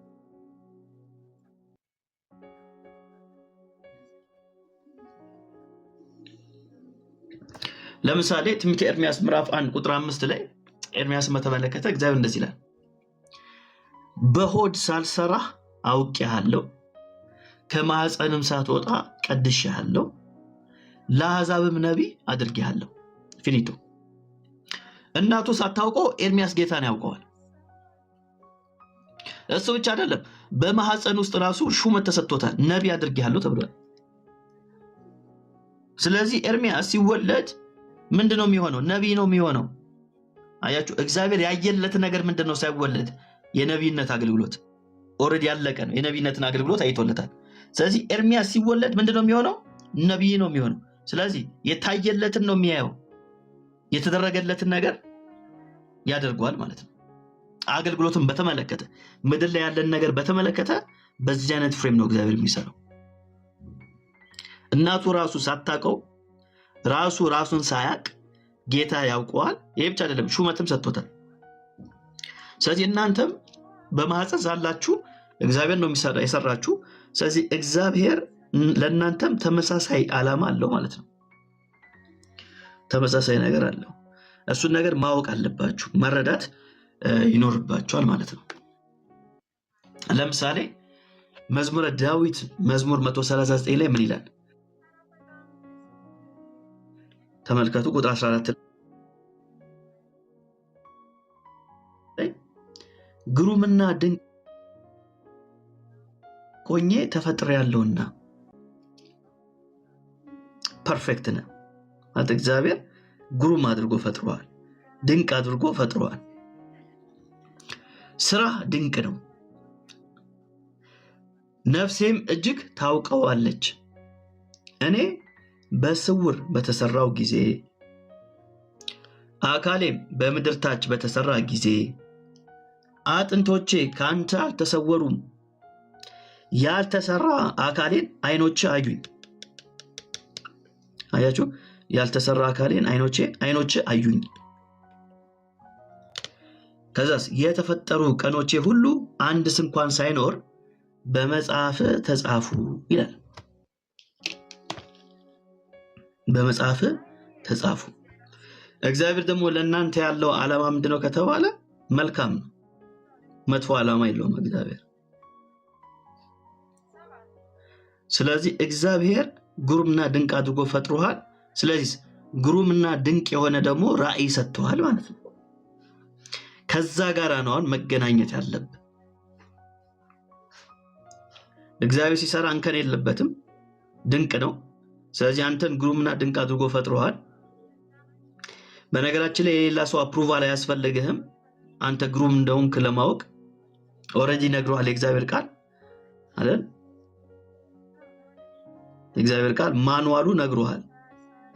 ልክ አሁን ላፕቶፕ እንዴት ነው ፋንክሽን የሚያደርገው የሚለውን ለማወቅ የዚህን ላፕቶፕ ማኑዋሉን እናደርጋለሁ፣ አነባለሁ። ማላቆ ከሆነ ላፕቶፑን ማለት ነው። ስልኬ ሳምሰንግ ነው። እንዴት ነው ሳምሰንግን በአግባቡ ብትጠቀምበት እንዴት ነው የሳምሰንግን ሙሉ አቅም መጠቀም የሚችለው ነው የሚለውን ነገር የሚመልስልኝ ማን ነው? የሳምሰንግ የሰራው ሰው ያዘጋጀው ማኑዋሉን ኦንላይን ገብቼ ማንበብ እችላለሁ። ልክ እንደዛው ያንተ ማኑዋል መጽሐፍ ቅዱስ ነው። በቃ ስላንተ የሚነግረው ማን ነው? እኔ አይደለሁም፣ ውቤ አይደለችም፣ የሆነ ነገር የሚባል ፓስተር አይደለም፣ ማንም አይደለም። ማን ነው ሊነግር የሚችለው? የፈጠረ የሰራ እግዚአብሔር ነው ሊነግር የሚችለው። እግዚአብሔር ደግሞ በቃሉ ተናግሯል። ስለዚህ ማኑዋል ነው ማለት ነው መጽሐፍ ቅዱስ። ገባ? መጽሐፍ ቅዱስ ማኑዋል ነው። ገለጥ ታደርገውና እኔ ማን ነኝ ትለዋለህ፣ ይነግራል። ስለዚህ ምን ብሎ ነው የሚነግር? አንዱ ግሩምና ድንቅ ሆነ ተፈጥረሃል ይላል። ግሩምና ድንቅ ነህ። አያችሁ? ስለዚህ ግሩምና ድንቅ ስለመሆነ የሶስተኛ ወገን ኮሜንት አያስፈልግም። ቢነግሩ ጥሩ ነው። አንዳንድ ሰው ደስ ይለዋል። ሰውኛ እንትናችን አለ፣ ደስ ይለናል። ግን በቃ የዋና ምስክርነት የሚያስፈልገው ምንድነው? የመጽሐፉ የሰሪው ምስክርነት ነው የሚያስፈልገው። ስለዚህ ሰሪው ግሩምና ድንቅ ነህ ይላል ማለት ነው። ግሩምና ድንቅ ይላል። እቺ የመጨረሻ ጥቅስ እንይና እንጨርስ። መዝሙር 39 ቁጥር 17 ላይ እንደዚህ ይላል፣ አቤቱ ሐሳቦች በኔ ዘንድ እንደምን እጅግ የተከበሩ ናቸው። እሺ እንዲላግላችሁ እጅግ የተከበሩ ናቸው፣ ቁጥራቸውም እንደምን በዛ ይላል። አይገርምም? አቤቱ ሐሳቦች በኔ ዘንድ እንደምን እጅግ የተከበሩ ናቸው፣ ቁጥራቸውም እንደምን በዛ ይላል። ስለዚህ እግዚአብሔር ለእናንተ ያለው ሐሳብ ግሩም ነው፣ የተከበረ ነው። ለእናንተ ያለው እቅድ፣ ለእናንተ ያለው የመጨረሻ ዓላማ ግሩምና ድንቅ ነው። ስለዚህ በዚህ መዝሙረ ዳዊት ጸሐፊው ምን ያደርጋል? ሐሴት ያደርጋል ማለት ነው። ሐሴት ያደርጋል። ስለዚህ እነዚህን ፖይንቶች እንዳትረሱ። ኔክስት ዊክ ደግሞ ስንገናኝ አንዳንድ ምሳሌዎችን እናነሳና ከዮሴፍ ታሪክ አንዳንድ ነገሮችን እንመለከታለን ማለት ነው። ጸጋ ይብዛላችሁ። አሜን አሜን። ሜላዬ ጌታ ኢየሱስ ይባርክ፣ ተባረክልን፣ ጸጋ ይብዛልን።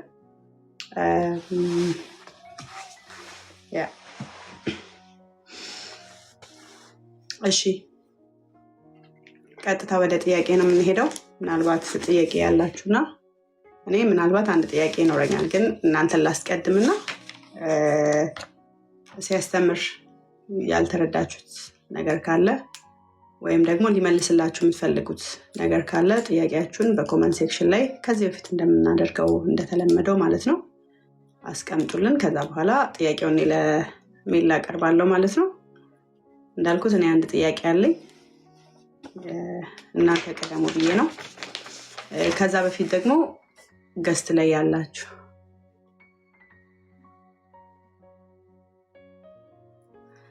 ገስት ላይ ያላችሁ ሰዎች ደግሞ ጥያቄ ካላችሁ ጀስት ምልክት አሳዩኝ፣ ከታች አንዳንድ ቁጥር ጻፉልኝ፣ ገስት ላይ ያላችሁ ማለት ነው። ስለዚህ ቦርደር ሰጣችኋለሁ። እንደዛ እናደርግና ፕሮግራማችንን እንጨርሳለን ማለት ነው። የዛሬውን መርሃ ግብር።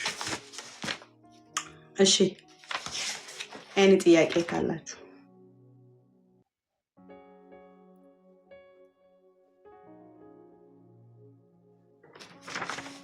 እሺ። ሳሚዬ የመጀመሪያ ስለጻፍክ ሳሚዬ ማይክክን ኦን አድርገህ ከፈለክም ቪዲዮን ሜላን ስዕል ሳላችሁ ስላላልሽ ስዕሉን ትቼዋለሁ ለዛሬ። ስዕል ሳላችሁ አላልሽም። ስለዚህ ኔክስት ዊክ ይዤ እመጣለሁ።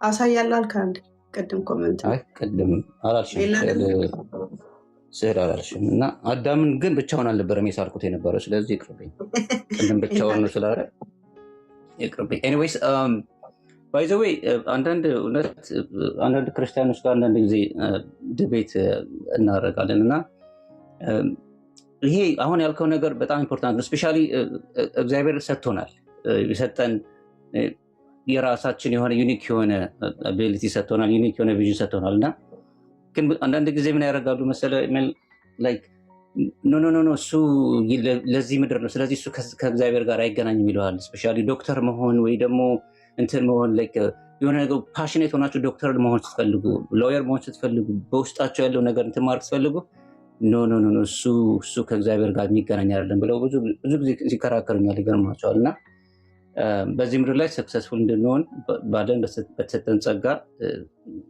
ፕሮዳክቲቭ እንድንሆን የተጠራ ነው እና እንጠየቅበታለን። እሱን ቅድም ስላልከው በጣም ደስ ብሎኛል። ትጠየቁበታላችሁ። እንደውም አንድ ሰባኪ ምስል ሰማሁ። የፈረንጆቹ ሰባኪ እግዚአብሔር ትራክ ድራይቨር ቤስት ትራክ ድራይቨር እንድትሆን ከሆነ ወደዚህ ምድር ያመጣ፣ ግን አንተ ግን አካውንታንት ሆነ ኦፊስ ውስጥ የምትቀመጥ ከሆነ there is a problem። ገባችሁና ውስጣችሁ ገብታችሁ ምንድነው የተሰጠኝ ይሄ እንትን እና ብዙ ጊዜ የተሰጣችሁን ጸጋና ስጦታችሁ እንደዚህ አይነት ራእያችሁን ለማወቅ ከፈለጋችሁ ለምሳሌ ገንዘብ ሳይከፈል ላደርገው የምችለው ነገር አለ ብላችሁ አስቡ። ለምሳሌ ባይከፍሉኝ እንኳን አደርገዋለሁ የምትሉ ነገር አለ።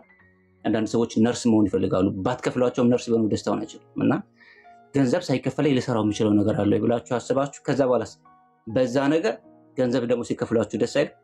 እኔ አሁን አንድ ማውቀው ልጅ አለ፣ ገራጅ መስራት በጣም ይወዳል። እጁ ግሪስ ምናምን ነገር ይወዳል። አሁን እሱ በነፃ እንኳን ሄዶ ገራጅ ቢሰራ ደስታውን አይችለውም። ግን አሁን ገራጅ ከፈተ እዚህ ሀገር መጥቶ ገዝቷት። አሁን እሱ ለእሱ ስራ አይደለም በቃ you know what he will never work a day in his life። በህይወቱ አንድ ቀንም አይሰራም፣ ለእሱ ፈን ነው ማለት ነው። ገባች? ስለዚህ እሱ እንድታስቡት ነውና ግን ሜላ አሁን እንትን ላይ ምንድነው ይሄ ላይክ ዲናር ተሰጣቸው የሚለው ላይክ ለአንዱ 60 30 እና 90 ሚሊዮን አይ ዶንት ኖ ኤክስፕሌን አድርገው ከሆነ ምናምን እና እሱ ከራይ ጋር ልዩነት አለው ወይ ማለት ወይስ የሚመሳሰል ነገር አለው? ለአንዱ 30 ለአንዱ 60 ለአንዱ 100 እንደዚህ ተሰጥቷቸው በኋላ አንደኛው አተረፈ አንደኛው አላተረፈ የሚባለው አንዳንድ ሰዎች እሱ ለክርስቲያን ህይወት ነው፣ ለምሳሌ ብዙ ሰው ወደ ጌታ ምታለው ለሚለው ነው ይላሉ። አንዳንድ ሰዎች ደግሞ ነው የሰማሁት ነው ያ ታለንት የሚባለው ዲናሩ ጸጋ እንትን ይሄ ራይ ነው ብለው ተረጉሙ ሰዎች አሉ። እና ምን ትላለህ? ተባረክልኝ። ደግሞ በጣም ደስ የሚል ትምህርትን ይሰጠን። ቻለው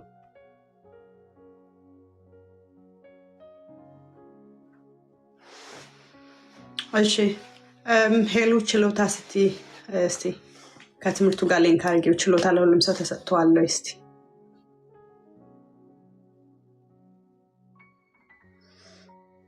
የሳሚ መልስ ይመለስና ከዛ በኋላ አንድ ጥያቄ አለ።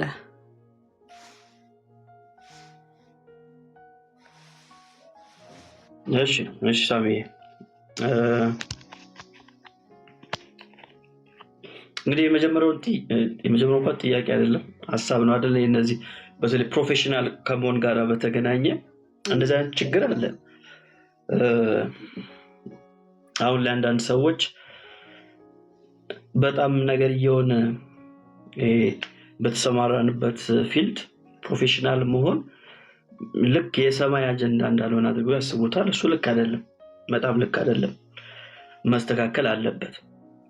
ምናልባት አንዳንድ ቨርሶችን ማየት እንችላለን። መጽሐፍ ቅዱስ ይዘሻል ነው አለሽም?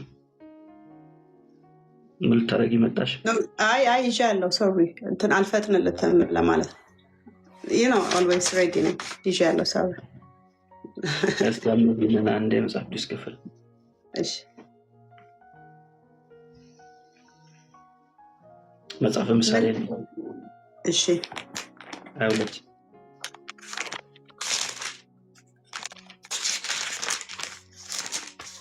መጽሐፈ ምሳሌ 22 ላይ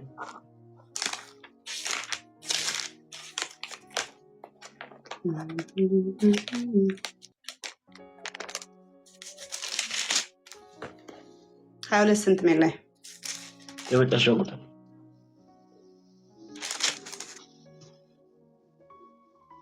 እሺ ምሳሌ 22 በጨረሻው ላይ እንዲህ ይላል፣ በስራው የቀጠፈ ሰውን አይተሃልን?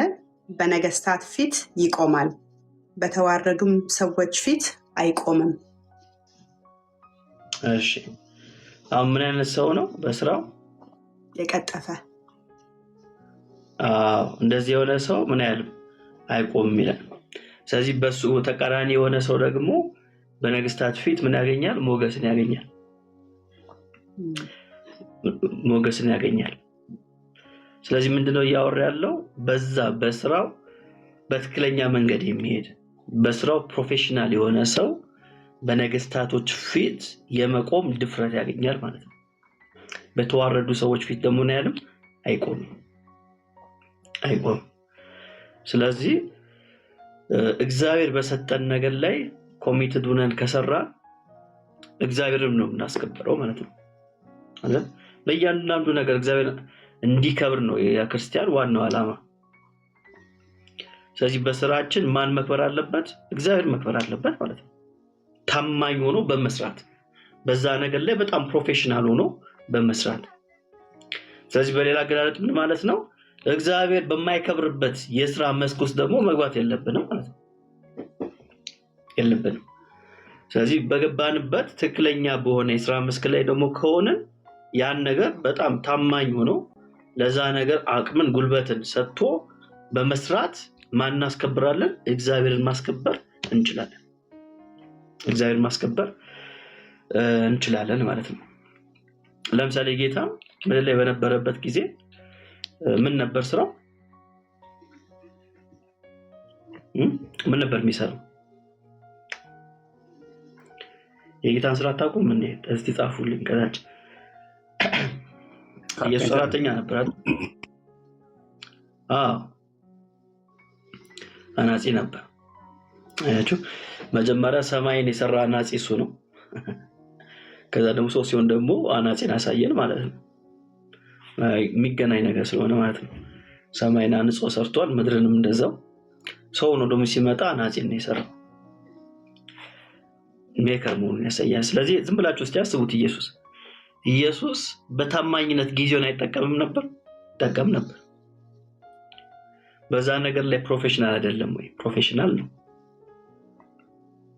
መጽሐፍ ላይ የተጻፉ ነገሮች ዝም ብሎ አይደለም የተጻፉት፣ ዓላማ አለው እና ከዛ ነገር የሆነ ፕሪንሲፕል ማውጣት አለብን፣ የሆነ መርህ ማውጣት አለብን።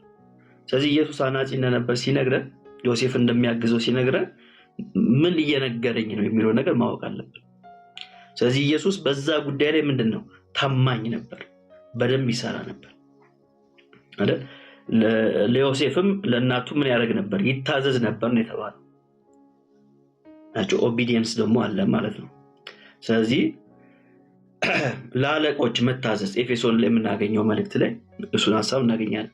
ለአለቆች መታዘዝ፣ ለሚያሰሩን ሰዎች ታማኝ መሆን፣ መታዘዝ አስፈላጊ ነገር ነው እና ሁላችንም በተሰማራንበት ዘርፍ ፕሮፌሽናል መሆን በጣም ግዴታ ነው። በጣም ግዴታ ነው። ሌላው ጥያቄ እንግዲህ ከመክሊቱ ጋር በተገናኘ አዲሱ መደበኛ ትርጉም ነው እንደያዝሽው ወይ? አይደለም ሜላይ አይደለም። አዲሱ መደበኛ ትርጉም አልያዝሽም? አልያዝኩኝም። ግን አሁን ያነበብሽው አዲሱ መደበኛ ትርጉም መስሎኝ ነበር። አይደለም አታውቂውም? እሺ ላንብብላችሁ። ማቴዎስ ወንጌል ላይ ያለውን ሀሳብ አዲሱ መደበኛ ትርጉም ሲሆን የበለጠ ይሻላል። እሺ ማቴዎስ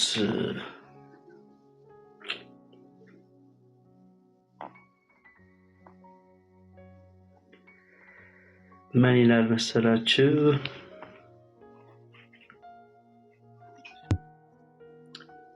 ይዛል።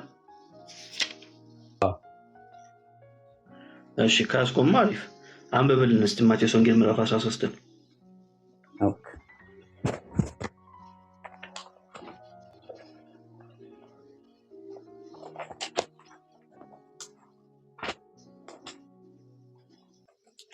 ማቴዎስ 13 አልከኝ? ማቴዎስ 13 ከዛ በኋላ ወደ ማርቆስ ደግሞ እንሄዳለን። ቁጥር ስንት? ቁጥር 23 ከ20 ጀምሮ ያለው ነው። ጀምሮ ኦኬ።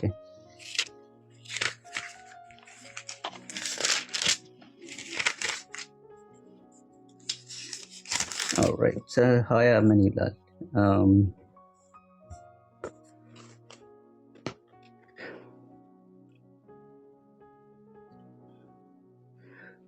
በድንጋያማ መሬት ላይ የተዘራውን ቃሉን ሰምቶ ወዲያውኑ በደስታ የሚቀበለውን ሰው ይመስላል ሚልና ከዛ ነገር ግን ስር መስደድ ባለመቻሉ ብዙ አይቆይም። በቃሉ ምክንያት መከራ ወይም ስደት ሲመጣ ወዲያውኑ ይሰናከላል። በእሾህ መካከል የተዘራው ዘር ቃሉን ሰምቶ ለዚህ ዓለም በመጨነቅና በብልጽግና ሐሳብ በመታለል ታንቆ ያላፈራውን ሰው ይመስላል። በጥሩ መሬት ላይ የተዘራው ዘር ግን ቃሉን ሰምቶ የሚያስተውለውን ሰው ይመስላል። በእርግጥም ፍሬ ያፈራል። አንዱ 100፣ አንዱ 60፣ አንዱም 30 ፍሬ ሰጠ። አሁን እዚህ ጋር አንድ ቃል እዚህ ልኝ ነው የፈለኩት። ምን ሰጠ ነው የሚለው? ፍሬ ሰጠ ነው የሚለው። አንዱ 100፣ አንዱ 60፣ አንዱ 30 ፍሬ ሰጠ ይላል። ስለዚህ መሰረታችን ጤናማ ከሆነ በትክክለኛ መሰረት ላይ ከገነባል ምን አንሆንም ማለት ነው። በቀላሉ ማንም መጥቶ ዲስትራክት አያደርገንም፣ አያፈርሰንም፣ አያጠፋንም። ይልቁንም እናደርጋለን የተለያየ ፍሬ እናፈራለን ማለት ነው። ይሄኛው የዘሪው ምሳሌ ምዕራፍ 13 የዘሪው ምሳሌ ብሎ ነው የሚጀምረው። ስለዚህ ጋር የምናገኘው ከመንፈሳዊ ህይወት ጋር የተገናኘ ምሳሌ ነው። ፍሬ ነው የሚለው ከማችሁ ፍሬ ነው የሚለው መሰረት ያስፈልጋል። ትክክለኛ መሰረት ያስፈልጋል። ፍሬ ብሎ ያስቀምጧል። አሁን ማቴዎስ ወንጌል ምዕራፍ 25 ላይ ደግሞ ያለውን ደግሞ አንብብልን እስቲ። ማቴዎስ ወንጌል ምዕራፍ 25 15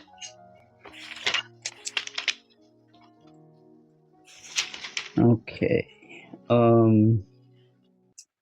የእግዚአብሔር መንግስት አገልጋዮቹን ጠርቶ ያለውን ንብረት በአደራ በመስጠት ወደ ሌላ ሀገር ሊሄድ የተነሳ አንድ ሰውን ትመስላለች። ለእያንዳንዱ እንደ ችሎታው በመደልደል ለአንዱም 5 ታለንት፣ ለሌላውም 2፣ ለሌላውም ደግሞ 1 ታለንት ሰጥቶ ጉዞውን ቀጠለ። 5 ታለንት የተቀበለው ሰውዬ ወዲያውኑ በገንዘቡ ንግድ ጀምሮ 5 ታለንት አተረፈ። እንዲሁም 2 ታለንት የተቀበለው 2 አተረፈ። 1 ታለንት የተቀበለው ግን መሬት ቆፍሮ የጌታውን ገንዘብ ደበቀ ይላል። ቀጥል ጨርሰው። የአገልጋዮቹም ጌታ ከብዙ ጊዜ በኋላ ከሄደበት ተመልሶ የሰጣቸውን ገንዘብ ተሳሰበ። 5 ታለንት የተቀበለውም ሌላ 5 ተጨማሪ ታለንት ይዞ በመቅረብ ጌታ ሆይ 5 ታለንት ይዞ በመቅረብ ጌታ ሆይ 5 ታለንት አደራ ሰጥተኸኝ ነበር፣ ይኸውልህ 5 ተጨማሪ ታለንት አትርፌያለሁ አለው። ጌታውም ደግ አድርገሃል፣ አንተ መልካም ታማኝ አገልጋይ፣ በትንሽ ነገር ታማኝ ስለሆንክ በብዙ ነገር ላይ ሾምሃለሁ፣ ወደ ጌታ ደስታ ግባ አለው። እንዲሁም 2 ታለንት የተቀበለው አገልጋይ ቀርቦ ጌታ ሆይ 2 ታለንት ሰጥተኸኝ ነበር፣ ይኸው 2 ታለንት ሰጥተኸኝ ነበር፣ ይኸው 2 ተጨማሪ ታለንት አትርፌያለሁ አለው። ጌታውም ደግ አድርገሃል፣ አንተ መልካም ታማኝ አገልጋይ፣ በትንሽ ነገር ላይ ታማኝ ስለሆንክ በብዙ ነገር ላይ ሾምሃለሁ፣ ወደ ጌታ ደስታም ግባ አለው። 1 ታለንት የተቀበለው አገልጋይ ቀርቦ ጌታ ሆይ አንተ ካልዘራህበት የምታጭድ ካልበተንክበት የምትሰበስብ ጨካኝ ሰው መሆንህን አውቃለሁ። ስለዚህ ፈራሁ፣ ሄጄም መሬት ቆፍሬ ታለንትህን ጉድጓድ ውስጥ ደበቅኩ። ገንዘብ ይኸውልህ አለው። ጌታ አንተ ክፉ ሰነፍ አገልጋይ፣ ካልዘራህበት ካልበተንክበት የምትስመኔን ታውቀዋል። ታዲያ በምመለስበት ጊዜ ገንዘቤን ከነወለዱ እንዳገኘው ለለዋጮቹ መስጠት ይገባህ ነበረ። በሉ እንግዲህ ታለንቱን ወስዳችሁ 10 ታለንት ላለው ስጡ፣ ላለው ይጨመርለታል፣ የተትረፈረፈም ይኖረዋል። ከሌለው ሰው ግን ያው ያለው እንኳ ይወሰድበታል። ይህ የማይረባ አገልጋይ ለቅሶና ጥርስ ማፋጨት ወዳለበት ወደ ውጭ ወዳለው ጨለማ አውጥታችሁ ጣሉት አለ። አሜን። ቀርሰው እዚህ ጋር ደግሞ አይ በቃ አሪፍ ነው። ይሄ ነው ፖይንቱ። አሁን በደንብ ታያችሁት አይደል? እዚህ ጋር እንግዲህ ታለንት ቢለው ያውን ያለን ታለንት አይደለም ገንዘብ ነው፣ መክሊት ነው። እና ከፋፍሎ ሰጣቸው። ምንድነው ይሄ ከተባለ መጨረሻ ላይ አሁን ሳሚ ሲናገር ከሰማችሁት እሱ ነው ማሰሪያው። ማትረፍ፣ መነገድ፣ መስራት በተሰጠው ነገር ላይ ማለት ነው። ስለዚህ ቅድሙን አይተናል። እሱ ፍሬ ነው፣ ከመንፈሳዊ ህይወት ጋር የሚገናኝ ነው። እዚህኛው ጋር ግን ስንመጣ እግዚአብሔር የሚሰጠን ለእያንዳንዳችን መክሊት አለ። ምን አይነት መክሊት? የጊዜ መክሊት፣ የሪሶርስ መክሊት። እነዚህ እግዚአብሔር ለሁላችንም የሰጠ ነው። ለምሳሌ 24 ሰዓት አለ በቀን ውስጥ። ለወንዱም ለሴቱም 24 ሰዓት ነው። ለሀብታሙም ለድሃውም 24 ሰዓት ነው አይደል? ለፈረንጁም ለሀበሻውም 24 ሰዓት ነው። ለሀብታሙም ለድሃውም 24 ሰዓት ነው። እግዚአብሔር የሰጠን ሪሶርስ ነው፣ ግብአት ነው። ስለዚህ ይህን ግብአት እንዴት አድርገን የተጠቀምነው? ጌታ የሰጠን ነው፣ ለአገልጋዮቹ የሰጠን፣ ለሁሉ የሰጠን።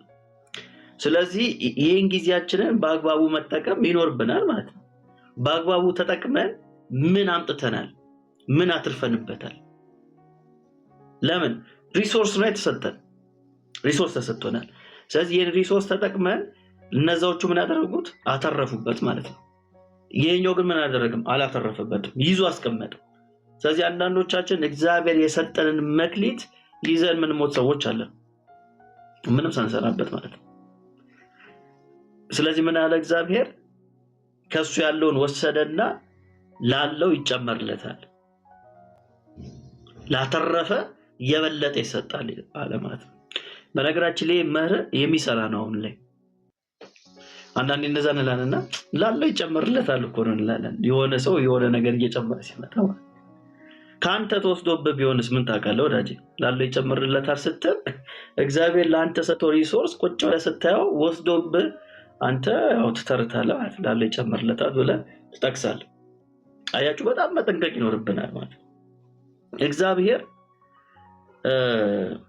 እያንዳንዱን ነገር በጥንቃቄ ነው የሚጠብቀው፣ አያባክንም።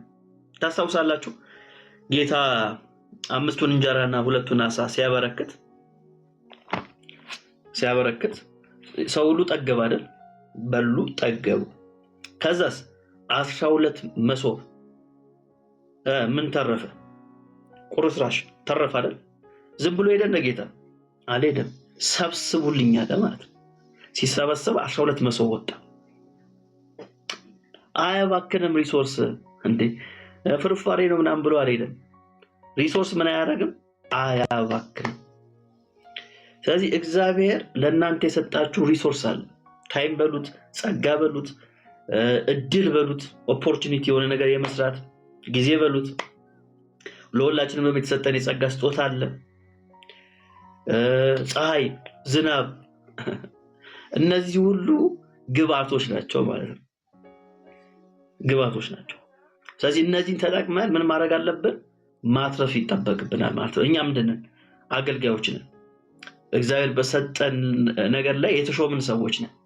ስለዚህ ይሄኔ በተሾምንበት ነገር ላይ በአግባቡ ካልተጠቀም ጠያቂ አካል አለ ማለት ይጠይቀናል ማለት ይጠይቀናል። እና የቅድሙ ያየነው ሞር መንፈሳዊ ነው፣ ፍሬ ከማፍራት ጋር የሚገናኝ ነው። ይሄ ደግሞ እዚህ ምድር ላይ ባለንበት ጊዜ እግዚአብሔር ለእያንዳንዳችን የሚሰጠን ምን አለ? መክሊት አለ። መክሊት አለ። ይሄ መቼም የዘላለም ሕይወት አይደለም። ለኔ ሁለት የዘላለም ሕይወት ምናምን የሚባል ነገር የለም። ስለዚህ በምድር ባለን ቆይታ ውስጥ እግዚአብሔር የሰጠን መክሊት አለ። በዛ መክሊት ምን አድርገናል የሚለው ነገር ላይ ማሰብ ይኖርብናል። እና ስላነሳው በጣም ቴንክ ዩ ሰምሽ። ፎሎ አፕ እዛው ላይ ማለት ነው ስመለስ እኔ ሶሪ ጽፌ ነበር አላየሽው መሰለኝ።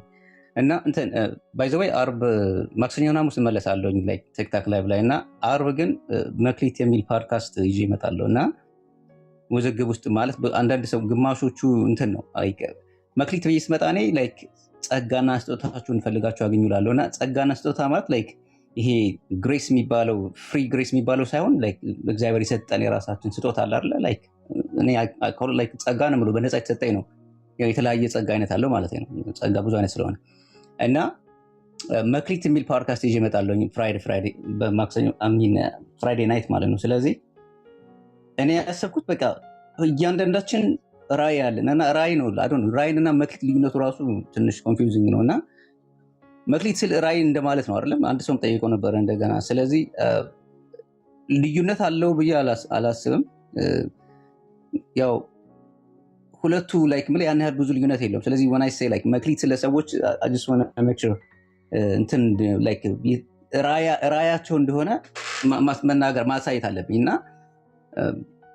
ስፒሪቹዋል ሳይሆን ላይክ ኢቭን በዚህ ምድር ላይ ያለን ጸጋ ተጠቅመን እንትን ስናደርግ ማለት ነው። ስለዚህ ጸጋና ስጦታ ስል ብዙ ጊዜ ሰዎች ኮንፊውዝድ ይሆናሉ። ስለዚህ መክሊት ማለቱ ላይክ ራእይ ማለት ነው ወይ ማለት ተመሳሳይ ነው ወይ ይቀራረባል? በዛውም አያይዤ ልጠይቀው ምን ላይ ቅድም ከታች የተጠየቀ ጥያቄ ነው። አንድ አይነት ጥያቄ ሲሚላር የሆነ ጥያቄ ነው። እና እግዚአብሔር ምህመናን የጠየቁት ማለት እግዚአብሔር መክሊት ነው ጸጋ ነው የሚሰጠው ወይስ መክሊት ማለት ራሱ ጸጋ ማለት ነው ወይ? እሱንና ሁለተኛው ደግሞ ራእያችን በደንብ ከፍላጎታችን እንዴት መለየት እንችላለን? ፍላጎት አለ አይደለ? አንዳንዴ ከራእይ ውጭ የሆነ ፍላጎት አለ እና ራእዩንና ፍላጎታችን የኛን ኢንትረስት እንዴት አድርገን ነው መለየት የምንችለው የሚለውን ደግሞ ጆዬ ጠየቃለች። አያይዘን እንድትመልሳል። እሺ መክሊት ቪዥኑን የምናስፈጽምበት ወይው ነው ሚንሱ ነው እንጂ ኤንዱ አይደለም። መክሊት እዛ ጋር ካየነው መክሊቱን በቁጥር ሰፍሮ ነው የሰጣቸው። ከዛ በመክሊቱ ምን አደረጋችሁበት ነው። በመክሊቱ ምን አደረጋችሁበት ነው። ስለዚህ መክሊትን የምናየው እንደ ሪሶርስ ነው እንጂ እንደ ፋይናል ዴስቲኔሽን አይደለም መክሊቱ።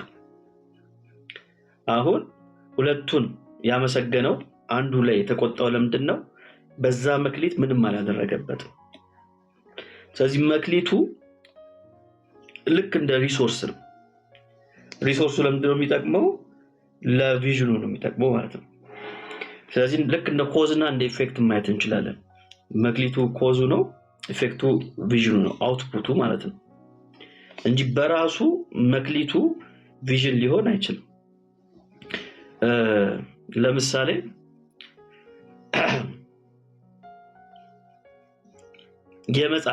የመጽሐፍ ስጦታ እግዚአብሔር ሊሰጥ ይችላል። ስለዚህ የመጽሐፍ ስጦታ ስለሰጠ ዝም ብለህ በቃ ወረቀት ላይ ሁሉ ስለጻፍክ ቪዥንን አገኘው ማለት አይደለም። እግዚአብሔር ምን እንድትጽፍለት ነው የፈለገው፣ ምን እንድትጽፍ ነው የፈለገው የሚለውን ማወቅ ያስፈልጋል። ከዛ በኋላ ምን አይነት መጽሐፍ ነው ማውጣት ያለብኝ የሚለውን ማወቅ አለብን። ስለዚህ እግዚአብሔር የሰጠ መክሊት አለ።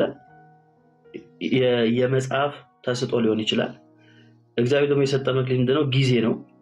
ስለዚህ ጊዜውን ይሄኛው ደግሞ ውስጥ ያስቀመጠውን ታለንት አንድ ላይ አቀናጅተ የምታወጣው አውትፑት እሱ ቪዥን ይሆናል ማለት ነው። አውትፑቱ ቪዥን ይሆናል እና መክሊቱ በራሱ ኤንድ አይደለም፣ ሚንስ ነው ለኤንድ። በዛ መንገድ ማየት እንችላለን። ምን ነበር ያልሽኝ? መክሊቱን ሌላ ጸጋ ነው ወይ ነው? ጸጋ ስጦታ ነው። አዎ መክሊቱ ራሱ የጸጋ ስጦታ ነው። የሚሆንበትም አግባብ አለው። ቀደም እንዳልኳችሁ አንዱ እሱ ነው ብዬ ጠቅሼላችኋለሁ። እግዚአብሔር የሚሰጠን ነው፣ ለእያንዳንዳችን የሚሰጠን ሪሶርስ ነው። የትኛውንም አይነት ሪሶርስ ሊሆን ይችላል። ለዛ ነው ፀሐይ፣ ጨረቃ ያልኳችሁ፣ ዝናብ የምንለው፣ ጊዜ የምንለው። ይሄ ብቻ አይደለም። መንፈሳዊም ደግሞ ስናደርገው እግዚአብሔር ለእያንዳንዳችን የሰጠን ምን አለ? ስጦታ አለ። ስለዚህ ያ ስጦታ ያ ጊፍት ደግሞ ራሱ ምንድነው? መክሊት ነው። ስለዚህ እግዚአብሔር ትንቢት ሲሰጠኝ የሆነ ነገር ሲሰጠኝ ለምንድን ነው? ለሌላው ነው ማለት ነው። ስለዚህ እሱም ሊሆን ይችላል እግዚአብሔር የሰጠን ልንጠቀምበት የምንችለው ማንኛውም አይነት ሪሶርስ እሱ መክሊታችን ነው። ራዕይና ፍላጎት ነው። ሶስተኛው ጥያቄ ራዕይና ፍላጎት ምንድነው ለውጡ? በጣም አጭር አድርጌ ሁለት ነገሮች አንሳላችሁ። ራዕይ እና ፍላጎት እንዴት ነው የምንለየው? ሁለት። አንደኛው ፍላጎት ጊዜያዊ ነው። የሆነ ነገር ነው በቃ አድርገህ የምትጨርሰው ነገር ነው። ራዕይ ጊዜ ይወስዳል፣ ኮሚትመንት ይወስዳል፣ ዴዲኬሽን በጣም ይፈልጋል። አንደኛው እሱ ነው። ሁለተኛውና በጣም ዋነኛው ነገር ደግሞ ምንድነው? ራዕይ ለራስ ብቻ ሳይሆን ለሌላ ነው። ፍላጎት ለራስ ነው። አሁን መኪና መግዛት ፍላጎት ነው። የሚጠቅመው ማን ነው? እኔን ነው። ውቤን አይጠቅማትም። ሜቢ የሆነ ጊዜ እንትን ሊፍት ልሰጣት እችላለሁ ጸባይ ካላት፣ ግን በዋናነት የሚጠቅመው ማን ነው? እኔን ነው። ፍላጎት ምንለው እሱ ነው። ቪዥን ካንተ ያልፋል። እግዚአብሔር ቪዥን ሲሰጥ ሜሎስን የሆነ ነገር ለማድረግ አይደለም፣ በሜሎስ ተጠቅሞ ሌላ ሰውን ለማገዝ ነው። ካንተ ያለፈ ነገር ነው። ካንቺ ያለፈ ነገር ነው። ስለዚህ አንድ ሰው ባለ ራዕይ ሲሆን፣ ራዕይ ሲኖረው፣ ለዛ ራዕይ ሲሰራ ለማን ነው የሚተርፈው? ሌላ ሰው ይተርፋል። ኔክስት ዊክ ላይ የምናየው እሱ ነው። ቅድም እንዳሳያችሁ ዮሴፍ አንድ ቪዥነሪ ነው። እግዚአብሔር ራዕይ አሳይቶታል። ዮሴፍ ጠቅላይ ሚኒስተር ሲሆን፣ ከንጉሱ የበታች ሲሆን ጥቅሙ ለሱ ነው እንዴ? እሱ ኦፍ ኮርስ ይጠቀምበታል፣ ግን በዋናነት ለማን ነው? ለወንድሞቹ፣ ለአባቱ ነው። ለእነሱ ሁሉ ምን ሆነ? ተረፈ ማለት ነው። ስለዚህ አንድ ሰው ቪዥነሪ ሲኖረው ለሌላው ነው የሚተርፈው። ጥቅሙ ለሱ ብቻ አይደለም፣ ሌላ ነው የሚጠቅመው ማለት ነው። እና ፍላጎት ግን እናንተ ጋር ጀምሮ እናንተ ጋር ነው የሚያልቀው።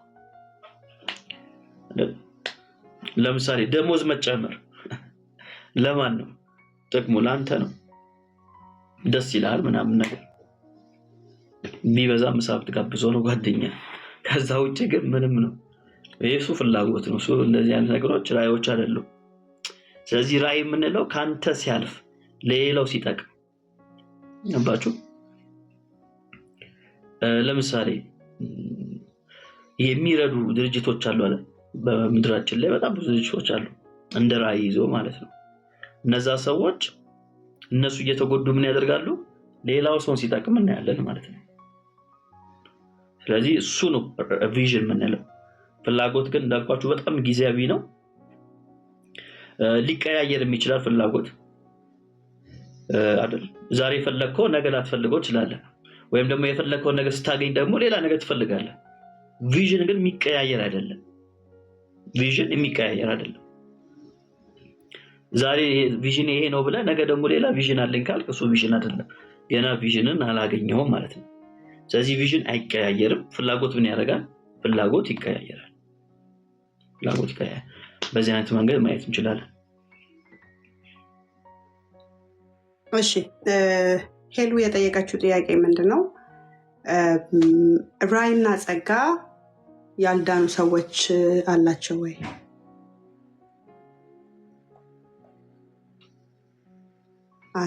አለች ሄሉ። ጸጋ ማለት ነው ጸጋ ብዙ አይነት ጸጋ አለ። ቪዥን ግን ለሁሉም ሰው የተሰጠ ነው። መዳን አይጠበቅብን ቪዥን ለማግኘት። አሁን የጸጋ ስጦታ የጸጋ ስጦታማ ለዳነ ነው። የጸጋ ስጦታ ለዳነ ነው። ያመኑትም ማለት የሚለው እነዚህ ምልክቶች ይከተሏቸዋል ነው። ቆሮንቶስ ላይ ደግሞ ሐዋርያው ጳውሎስ እነዚህ ስጦታዎች ከክርስቶስ አካል ጋር አገናኝቶ ነው የሚናገረው እና የጸጋ ስጦታ የራሱ ለዳነ ነው። ቪዥን ግን ለሁሉም ነው፣ ለሰው ሁሉ ነው ቪዥን።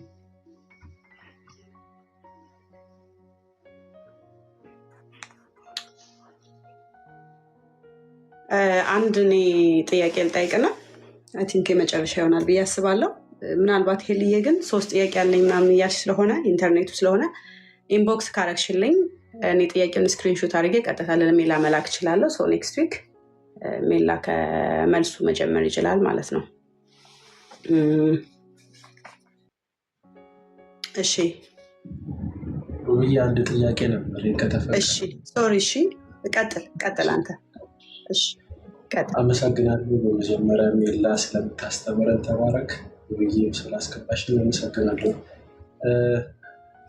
አንድ ጥያቄ ስገባ አንድ ሰው ትርፋማ ስለሆነ ብቻ ራዕዩን እየኖረ ነው ማለት እንችላለን? 2 ጥያቄ ነበረኝ። አንዱ ቅድም ስለተመለሰ ይሄ በጣም ኢምፖርታንት ነው። አንድ ሰው ለምሳሌ ላድርግ ከይቅርታ፣ አንድ ሰው ዶክተር ሆኖ እያገለገለ ንግድ ላይ ስላተረፈ ብቻ ያ ሰው ራዕዩን እየኖረ ነው ማለት ይቻላል? ዶክተር ሆኖ የሚያገለግል የሚችል ሰው ግን ትርፋማ ብቻ ነው ይሄ ይሰከራል? በፍጹም አይሆንም። በፍጹም አይሆንም። የምታገኘው ውጤት አይደለም ራዕይን የሚገመግመው። ምክንያቱም ትርፋማ መሆን ሰው በተለያየ መንገድ ትርፋማ ሊሆን ይችላል አይደል? በተለያየ መንገድ አጭበርብሮ ትርፋማ ይሆናል ሰው በብዙ አይነት መንገድ ማለት ነው። እሱ አይደለም መለኪያው። መለኪያው ምንድነው? ያው ገና ትምህርቱ ስላልጨረስን ነው ፖይንቶችን አነሳላችኋለሁ ኔክስት ዊክ ላይ። ግን አሁን ከጥያቄው አንፃር ራዕይ ካወቅከው ልክ ቅድም ጌታ እንደተናገረው እውነት ለመመስከር ስለዚህ ተወልጃለሁ ብሏል። ያንተ ራዕይ የሆነው ነገር አውቀህ ያን ነገር ስትፈጽመው ነው አንተ ውጤታማ ነህ የምንለው እንጂ በምታገኘው ኢንካምም ራዕይ አይወሰንም።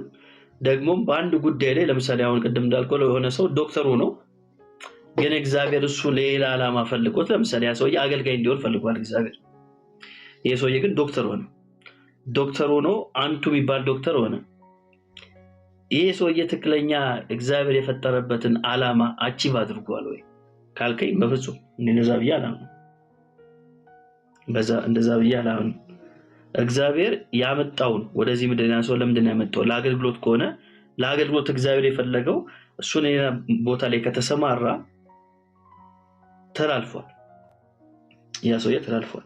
ኦፍኮርስ የሆኑ ጥቅሞች ይኖራሉ፣ ያው ሰው ማገዝ ምናምን ነገር እሱ እንዳለ ሆኖ፣ ግን ከቪዥን አንጻር ስናየው ግን ይህ ሰውዬ ቪዥኑን አላሳካም። እንደዛማ ካልሆነ ቅድም እንዳልኳችሁ ነው፣ የትኛውን መንገድ ያስኬዳችኋል?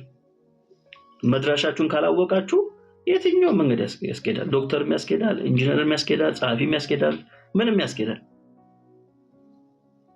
ገባችሁ? የትኛውም ያስኬዳል። እዛ ነገር ላይ ደግሞ ታትራችሁ ከሰራችሁት የሆነ ነገር ይመጣል። መዝራትና ማጨድ ህግ ስለሆነ ማለት ነው። ህግ ነው፣ ለአማኝም ለማያምንም ህግ ነው። ስለዚህ ለደከመበት ነገር እግዚአብሔር ሎ አድርጎ አስቀምጧል እዚህ ምድር ላይ። ስለዚህ ያ ሰውዬ በዛ ነገር ራሱን በሰጠ ቁጥር የሆነ የሚያመጣለት ነገር አለ። ግን እግዚአብሔር ለሰጠው ራዕይ ግን ምን አልሆነም፣ ታማኝ አልሆነም ያ ሰው ማለት ነው። ታማኝ አልሆነምና ባለፈው እንዳልኳችሁ ሰው ብቻ አይደለም። አሁን ለምሳሌ መኪና ወይም ደግሞ አውሮፕላን ኤርፕሌን ገዝተ መብረር ነው፣ ሰው ይዞ ይበራል። አንተ ግን ለሆቢ ኤርፕሌን እየገዛ ቁጭ የምታደርግ ከሆነ ኤርፕሌኑ ከተሰራበት ስሪት ውጭ እያደረግከው ነው አይደል? ሰዎች ምናምን መጥቶ ከኤርፕሌኑ ጋር ፎቶ ምናምን የሚነሱ ከሆነ ምንም ጥቅም የለውም። ሜቢ ኤርፕሌኑን ገዝተህ አስቀምጠህ ሰዎች እየመጡ ከኤርፕሌን ውስጥ እየገቡ ምናምን ነገር ፎቶ እንዲነሱ እያደረግ ገንዘብ ሜክ ልታደርግ ትችላለህ። ግን ኤርፕሌኑ የተሰራበትን ስሪት ዓላማውን ግብ እየመታ አይደለም። እና ልክ እንደዛው ወደ ሰውም ስናመጣ ሰው እግዚአብሔር የፈጠረው ለሆነ ዓላማ ነው። ያን ዓላማ አቺቭ ሳናደርገው ሌላ ነገር ላይ ከተሰማራን እንስታለን ማለት ነው። በብዙ ነው የምንስተው፣ በብዙ እንስታለንና ለዛ ነው ራስን ማወቅ፣ ከዚያ የተወለድንበትን ዓላማ ማወቅ በቃ ትልቁ ነገር ነው ለሰው ልጅ፣ በጣም ትልቁ ነገር ነው። ያ ፒክቸርን አስታውሱ፣ ቅድም ያሳያችሁ ራሱን የሚያው ማለት ነው። እና ብዙዎቻችን ራሳችንን ስለማናይ በሲስተም ስለምንሄድ ባለንበት ሀገር ሲስተም ነው የምንፈሰው። ስለዚህ ሲስተሙ ምንድነው? የትኛው ያበላል፣ የትኛው ይሻላል ነው። አሁን አብዛኛው ሰው ኢትዮጵያ ውስጥ ዶክተር የሚሆነው ለምንድን ነው ማለት ወዶት ነው? ሕክምናው በጣም ዳውት አለኝ።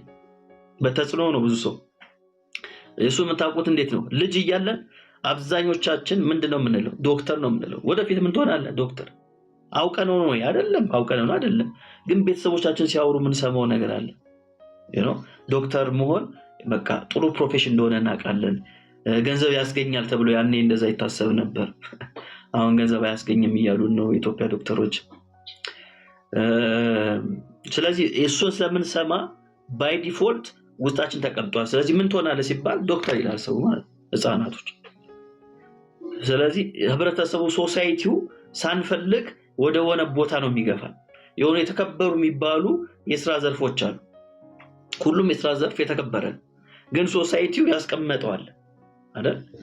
ስለዚህ በቃ ወደዛ ይገፋዋል ብዙ ሰው። በቃ ሳይፈልግ ብዙ ሰው ሜዲሲን ይገባል ማለት ነው። አንዳንዱ አብዶ ይወጣል፣ አንዳንዱ ራሱን ያጠፋል፣ አንዳንዱ ደስተኛ ሳይሆን ይወጣል። እኔ እኮ ለቤተሰቤ ነው ይላል፣ ግን ውስጥ ያለው እኮ ሌላ ነገር ነው ይላል። አያችሁ? ስለዚህ በዛ ነገር ውጤታማ መሆን በራሱ መስፈርት አይሆንም።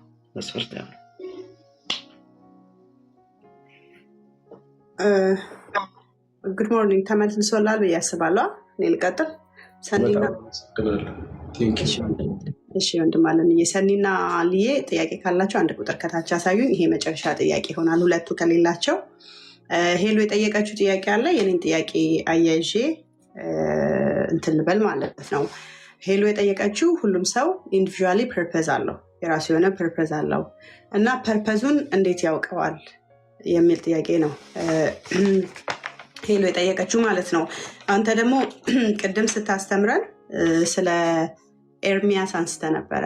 ኤርሚያስ በማህፀን ሳለ ብሎ እግዚአብሔር ነቢይ እንደሆነ ብሎ እግዚአብሔር ኦልሬዲ ጨርሶ በኤርሚያስ ላይ ጀምረዋል እና እግዚአብሔር አስቀድሞ በእኛ ህይወት ላይ ኦልሬዲ ጨርሶ ስለሆነ እኛ የምንጀምረው ያንን ፐርፐዝ ወይም ደግሞ እግዚአብሔር በእኛ ላይ የጨረሰውን ያንን ቪዥን እንዴት ነው ኤግዛክትሊ ማወቅ የምንችለው? ለምሳሌ ኤርሚያስ ገና ከማህፀን ሳልሰራ ተብሎ ተነግሮለት ልክ ኤርሚያስ ካደገ በኋላ ነጋዴ ቢሆን ነብይ ተብሎ ነጋዴ ቢሆን ወይም ደግሞ ላይክ ሚሽኑን ቪዥኑን ቢስት እና ኤግዛክትሊ እንዴት ነው የምናውቅ? ኤግዛክትሊ እግዚአብሔር በእኛ ህይወት ውስጥ ያስቀመጠውን ነገር ከሱ ጋር መገናኘት የምንችለው ወይም ደግሞ ውስጣችን ኮንፈርም የሚያደርግልን በምን መንገድ ነው? ለዚህ ጥያቄ መልሱ የሚቀጥለው ሳምንት ነው እንዴ? እሺ ትምህርቱን እየቀደማችሁማ ጠይቁኝ። ሁሌ እኔን ጥያቄ ገና እሺ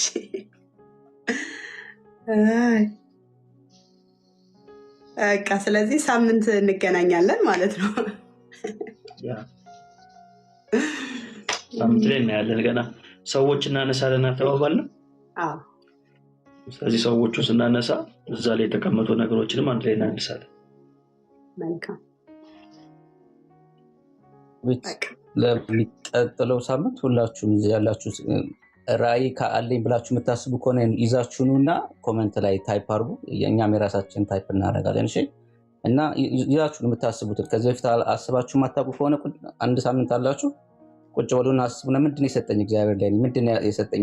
ዩዥዋሊ ሶሳይቲ እንዳትሆኑ አትሆኑ የሚላችሁ ነው የምትሆኑ። ባይዘው የሚያሳዝነው ነገር ያ ሶሳይቲ ከልጅነት ጀምሮ አትሆኑም የተባላችሁትን እናንተ መሆን ትፈልጋላችሁ። ግን ሶሳይቲ ኖ አንተ አትችልም፣ አንቺ ገና ልጅ ነሽ፣ ኢትዮጵያ በቃ ያንን ራሱ ካልቸር እዚህ ዘመተን ሜላ የሚገርም እዚህ ሀገር እኔ ወደ ቢዝነስ ትምህርት ቤት ስሄድ እንዴት ቢዝነስ ትሄዳለህ ለምን ነርሲንግ አትገባም ምናምን ይሉኝ ነበር። ይገርማል። እና እዚህም ሀገር መተን ሰው ያጠናውን የምናጠናው የሚገርማችሁ ነገር እና እኔ ወደ ቢዝነስ ክላስ ሄድ እንዴ የለም እኮ በዛ እኮ ስራ የለም ምናምን ይለዋል።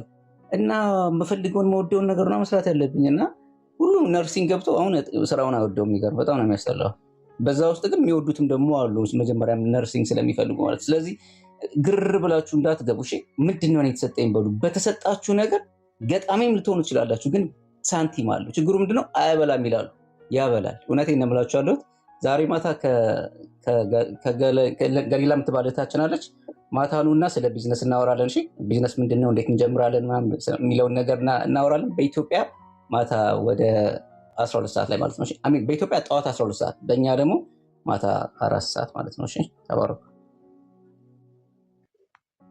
ሳሚኤል ጥሩ ፖይንት ነው ያነሳው። እኔም እንደዛን ቻሌንጅ አጋጥሞኝ ነበር። በነገራችን ላይ ሶሳይቲው ህብረተሰቡ ያስቀመጠልን ነገር አለና ያን ነገር ላይ እንድንደርስ ነው የሚፈልገው። እንደዛ ማሰቡ በራሱ ችግር አለው። ችግር የለውም፣ ያው መልካም ነገር እያሰበ ስለሆነ። ግን ያ መልካም ያሰበው ነገር ግን ወደኛ ሲመጣ ግን መልካም አይሆንም። እሱ ነው ያልተግባባል አይደል? አንዳንድ ሰው በቃ ሆድም ሞልቶ በግድ ላጉርስ ይላል።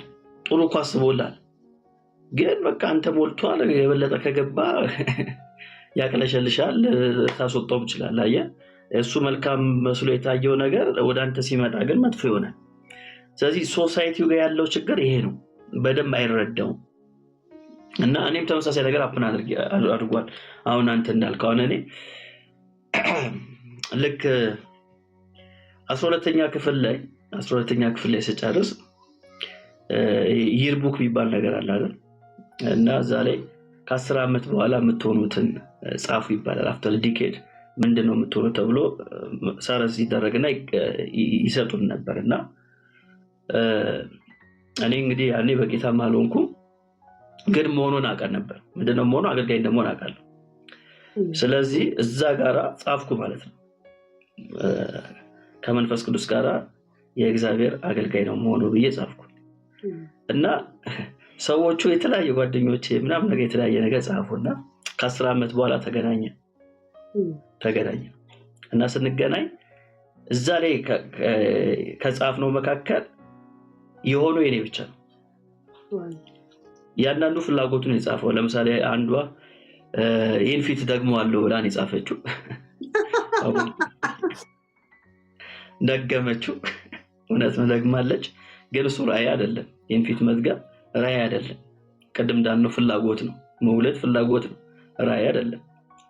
ከዛ ውጪ ከ10 ዓመት በኋላ ምንድነው መሆኑ የሚለውን ያን ያውቀው ነበር፣ 12ኛ ክፍል እያለሁ ማለት ነው። ግን ምንድነው ፌስ ያደረኩት ቻሌንጅ ይጠቅማችኋል ብዬ ስላሰብኩ የምነግራችሁ። ፌስ ያደረኩት ነገር ምንድነው? ልክ 12ን ስጨርስ የደረሰኝ እኔ ኢኮኖሚክስ ነበር። ኢኮኖሚክስ ፊልድ የደረሰኝ ግን አልፈልግም ነው ያልኩት። አልፈልግም አልኩኝና ቲዮሎጂ ገባው ማለት ነው። ምክንያቱም አገልጋይ ነኝ።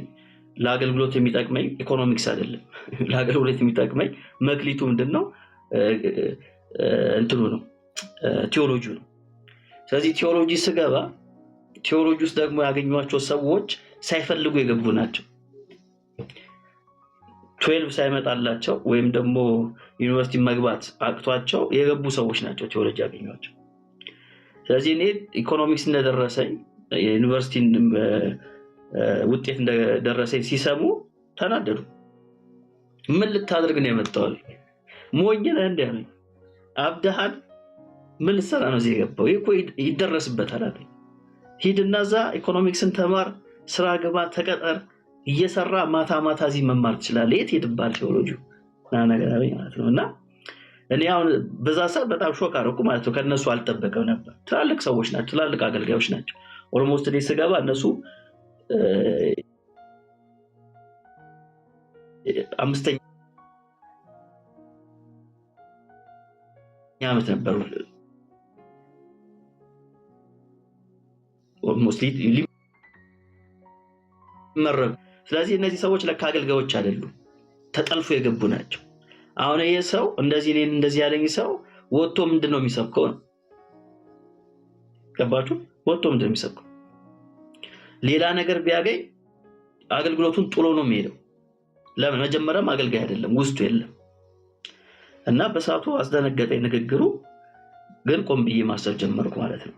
እና ጌታ የሰጠኝን ነገር ላይ እርግጠኛ ሆኜ ስለቀጠልኩ ነው እንጂ እንደዛ ሲለኝ ደንግጬ እንዴ እንደዚህማ ከሆነ ምናምን ነገር ብዬ ባክ ላደርግ እችላለሁ፣ ኢኮኖሚክስ ልገባ እችላለሁ፣ እውነቱን ነው ምናምን ብዬና አንዳንዴ ያ ልጅ ለእኔ መልካም አስበው ነው በሱ ቤት አይደል ቴዎሎጂ ገብቼ መመረቄ ምናምን ያን የሚያመጣው ነገር የለም። በሰውኛ አስተሳስቡት ለኔ አስበው ነው። ግን ያሰበው ነገር ወደኛ ሲመጣ መልካም ሆነ አይሆን መልካም ነው። ልክ ጴጥሮስ ማለት ነው። ጴጥሮስ ምንድነው ያለው? ኢየሱስ እሞታለሁ ሰቀላለሁ ሲል አይሆንብህ ጌታዬ ያለው አይደል? ግን ኢየሱስ ምን አለው? ዞር በል አንተ ሰይጣን አለው። ዞር በል አንተ ሰይጣን። እና አንዳንዴ መልካም የሚባሉ ሐሳቦች ሰው ይነግረናል፣ ግን ያ ሐሳብ መልካም አይደለም፣ ከሰይጣን ነው። አሁን እኔ ቴዎሎጂ ስገባ እንደዛ ያለኝ ሰው ሰምቼው በወጣ ኖሮ ይሄኔ ሌላ ቦታ ነበርኩ እኔ ማለት ነው። ሌላ ከቁጥር ጋር ነበር ህይወቴ፣ እየተበሳጨው ምናምን ነበር የምኖረው ማለት ነው። አያችሁ? ስለዚህ ጴጥሮስ አይሆንብን ጌታ ወይ ምናምን እንዴት ሞታን ምናምን ሲለው ጌታ ባይሞት አስባችሁታል ምን ልንሆን እንደምንችል ያልቅልን ነበር። ስለዚህ የሰይጣንን ሐሳብ አንስተውም እንዳለ የሰይጣንን ሐሳብ መሳት የለብንም። ሰይጣን ደግሞ መጥፎ ነገር ቢናገር ማንም አይቀበለው። ስለዚህ መልካም የሚመስል ሐሳብ በጓደኛ በዘመድ ምናምን በባል በሚስት በልጅ በአባት በእናት አድርጎ ያናግራል ማለት ነው። ስለዚህ እኛ ሻርፕ መሆን አለብን። መልካም የሆነ ነገር ሁሉ መልካም አይደለም፣ መልካም አይደለም። እሱ ነገር ላይ በጣም ማስመር አለብንና ባለራ የሚባሉ ሰዎች ሶሳይቲው ካስቀመጠላቸው ህግ ጥሶ የሚወጡ ሰዎች ናቸው። ጥሶ የሚወጡ ሰዎች ናቸው። ለምሳሌ ያው ከላይ አንፃር እንኳን ባይሆንም አንድ ምሳሌ ልንገራችሁ። አብርሃምን ታላቅ አባት ያስባለው ምንድነው? እስካሁን ድረስ እንድንጠቅሰው የሚያደርገን ነገር ካልኳችሁ ይስሐቅን ማቅረቡ ነው ትልቅ ያስባለው አይደል? አሁን ሰው ማረድ፣ ሰውን መግደል ትክክል ነው ወይ? ትክክል አይደለም አይደል? በሶሳይቲው የሚፈቀድ ነገር አይደለም። ግን እግዚአብሔር እረድልኝ ስላለው እግዚአብሔር ስላለው ይሆናል ማለት ነው። ስለዚህ ሶሳይቲው የሚያስበውን ነገር አፈረሰና አብርሃም ይዞት ወጣ ማለት ነው። ልጁን ምን ለማረድ ወጣ። ስለዚህ እግዚአብሔር የሚለንን መስማት አለብን። እስከዚህ ጥግ ድረስ እንኳን ቢሆን መስማት አለብን። ሶሳይቲውን አይደለም መስማት ያለብን። እንደ ሶሳይቲው እኮ ቢናገር አሁን አብርሃም ልጄን ላርዶ ነው ቢል ማን ይቀበሏል? እንዲያብዳሃል ወይ ነው የሚባለው። ልክ አይደለም ነው የሚባለው አይደል? አብርሃምን እሰሩልኝ ነው የምትለው ሳራ። አያችሁ አይደል? ግን እግዚአብሔር እረድልኝ ብሏል፣ ልጄን እረድልኝ ብሏል። ስለዚህ ሶሳይቲው የሚያስበውን አስተሳሰብ ሰብሮ ነው ሄደው ማለት ነው ልጁን ለማቅረብ። በዛ ምክንያት የእምነት አባት ሆነ፣ ታላቅ አባት ተባለ ማለት ነው። ስለዚህ ሶሳይቲው መልካም መስሎ የሚታይ ነገር ቢኖርም ከእግዚአብሔር የተቀበልነው ነገር ካለ የሶሳይቲውን አስተሳሰብ ሰብረን ስንወጣ ነው ከዛ በኋላ ሶሳይቲው ሙቅና ይሰጠናል። ያው አይሁዳውያን ተመልከቱ፣ ለአብርሃም ያላቸው ቦታ ትልቅ ነው እና እኛም የሶሳይቲውን ነገር ሰብረን ስንወጣ ለጊዜው ስትራግሉ ከባድ ነው፣ ብዙ ነገሮችን እንሸከማለን። ግን ያን ካለፍን በኋላ ግን ሶሳይቲው ራሱ ያከብራል ማለት ነው። ያከብራልና ይሄን መልእክት የምትሰሙ በተለይ ወጣቶች እጅ እንዳሰጡ ነው ማለት እጅ እንዳሰጡ ውስጣችሁ ያለውን ነገር እወቁት ማለት ዝም ብሎ በስሜት አይደለም ጓደኛ ስላደረገ እወቁት ውስጣችሁ ያለውን ነገር እኔ በነገራችን ላይ ፎርማል በሆነ ነገር እዛ አድናቂ አይደለም እኔ 12 አመት ከዛ በኋላ 4 አመት ካምፓስ 5 አመት ነው የዛ አድናቂ አይደለም እኔ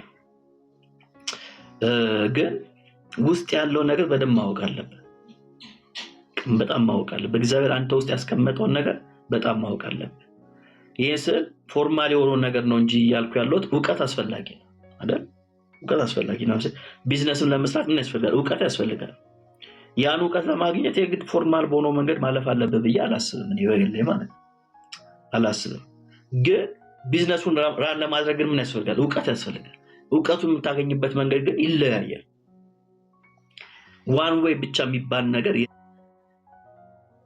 የለም ዋን ዌይ የሚባል ነገር ብቻ የለምና ማይንዳችንን ማስተራት አለብን ይሄን መጠቀም አለብን እና ላመንበት ነገር ደግሞ ዋጋ መክፈል መልመድ አለብን ማለት ነው እርግጠኞች በሆንበት ጉዳይ ላይ አሁን እኔ እዛ በቃ እርግጠኛ ነበር 10ኛ ክፍል ነው እኔ እርግጠኛ ሆንኩት ግን በዛ ጊዜ በጣም እርግጠኛ ነበር እና ሊከፈል የሚገባውን ነገር ለመክፈል ዝግጁ መሆን አለባችሁ አብራችሁ ሊቆም ማይቆም ሰው ይኖራል ኦፍ ኮርስ በደም ይኖራል እንደውም ከሚቆም ማይቆሙ ይበዛል በጣም ይበዛልና ባለራ የሚያሰኘው ይሄ ነው ራያችሁን ማግኘት ራዩን የሚያስከፍለውን ዋጋ ደግሞ እስከ መጨረሻው ድረስ ምን ማድረግ ነው ይዞ መቀጠል በጣም አስፈላጊ ነገር ነው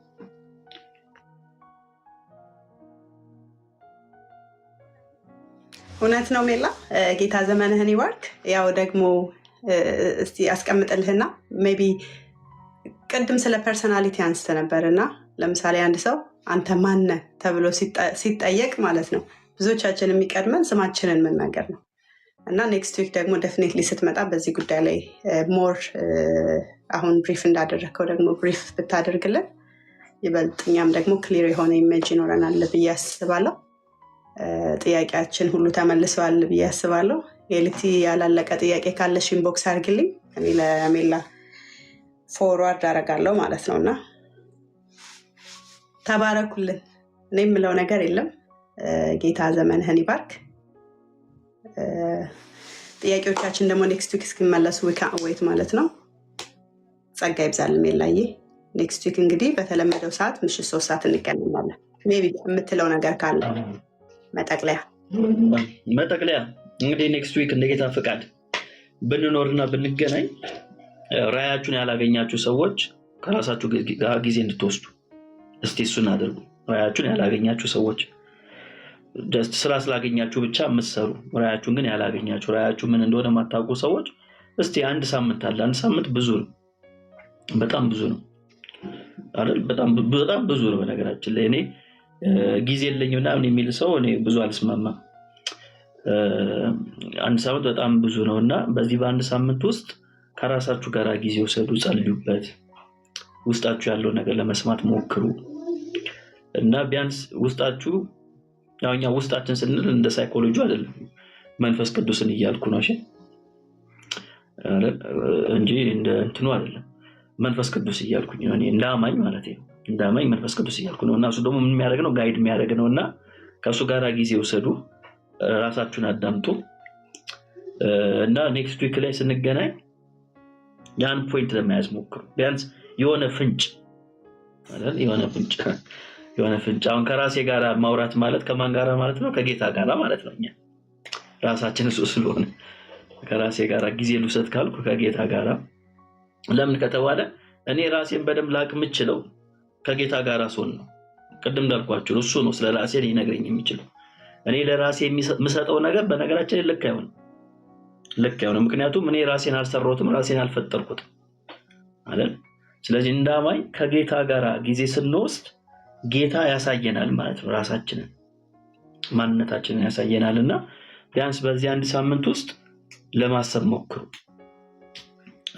ሞክሩና ኔክስት ዊክ ላይ እንዴት ነው የምናቆምና ምን የሚሉ አንዳንድ ክራይቴሪያዎችን ነገር እናነሳና ስንነጋገር የበለጠ ግልጽ ይሆንልናል እንደዛ አድርጉ ጸጋ ይብዛላችሁ ጌታ መልካም ነው በነገር ሁሉ በእኛ ውስጥ ይሰራል አሜን። ስለዚህ ዝም ብላችሁ በቃ መታችሁ የምታልፉ ሰዎች ብቻ አትሁኑ። እዚህ ምድር ላይ እስካለን ድረስ የመንግስቱ ዜጋዎች ነን። ስለዚህ በቃልም በስራ እግዚአብሔርን አስከብረን ነው የምናልፈው። ጸጋ ይብዛላችሁ።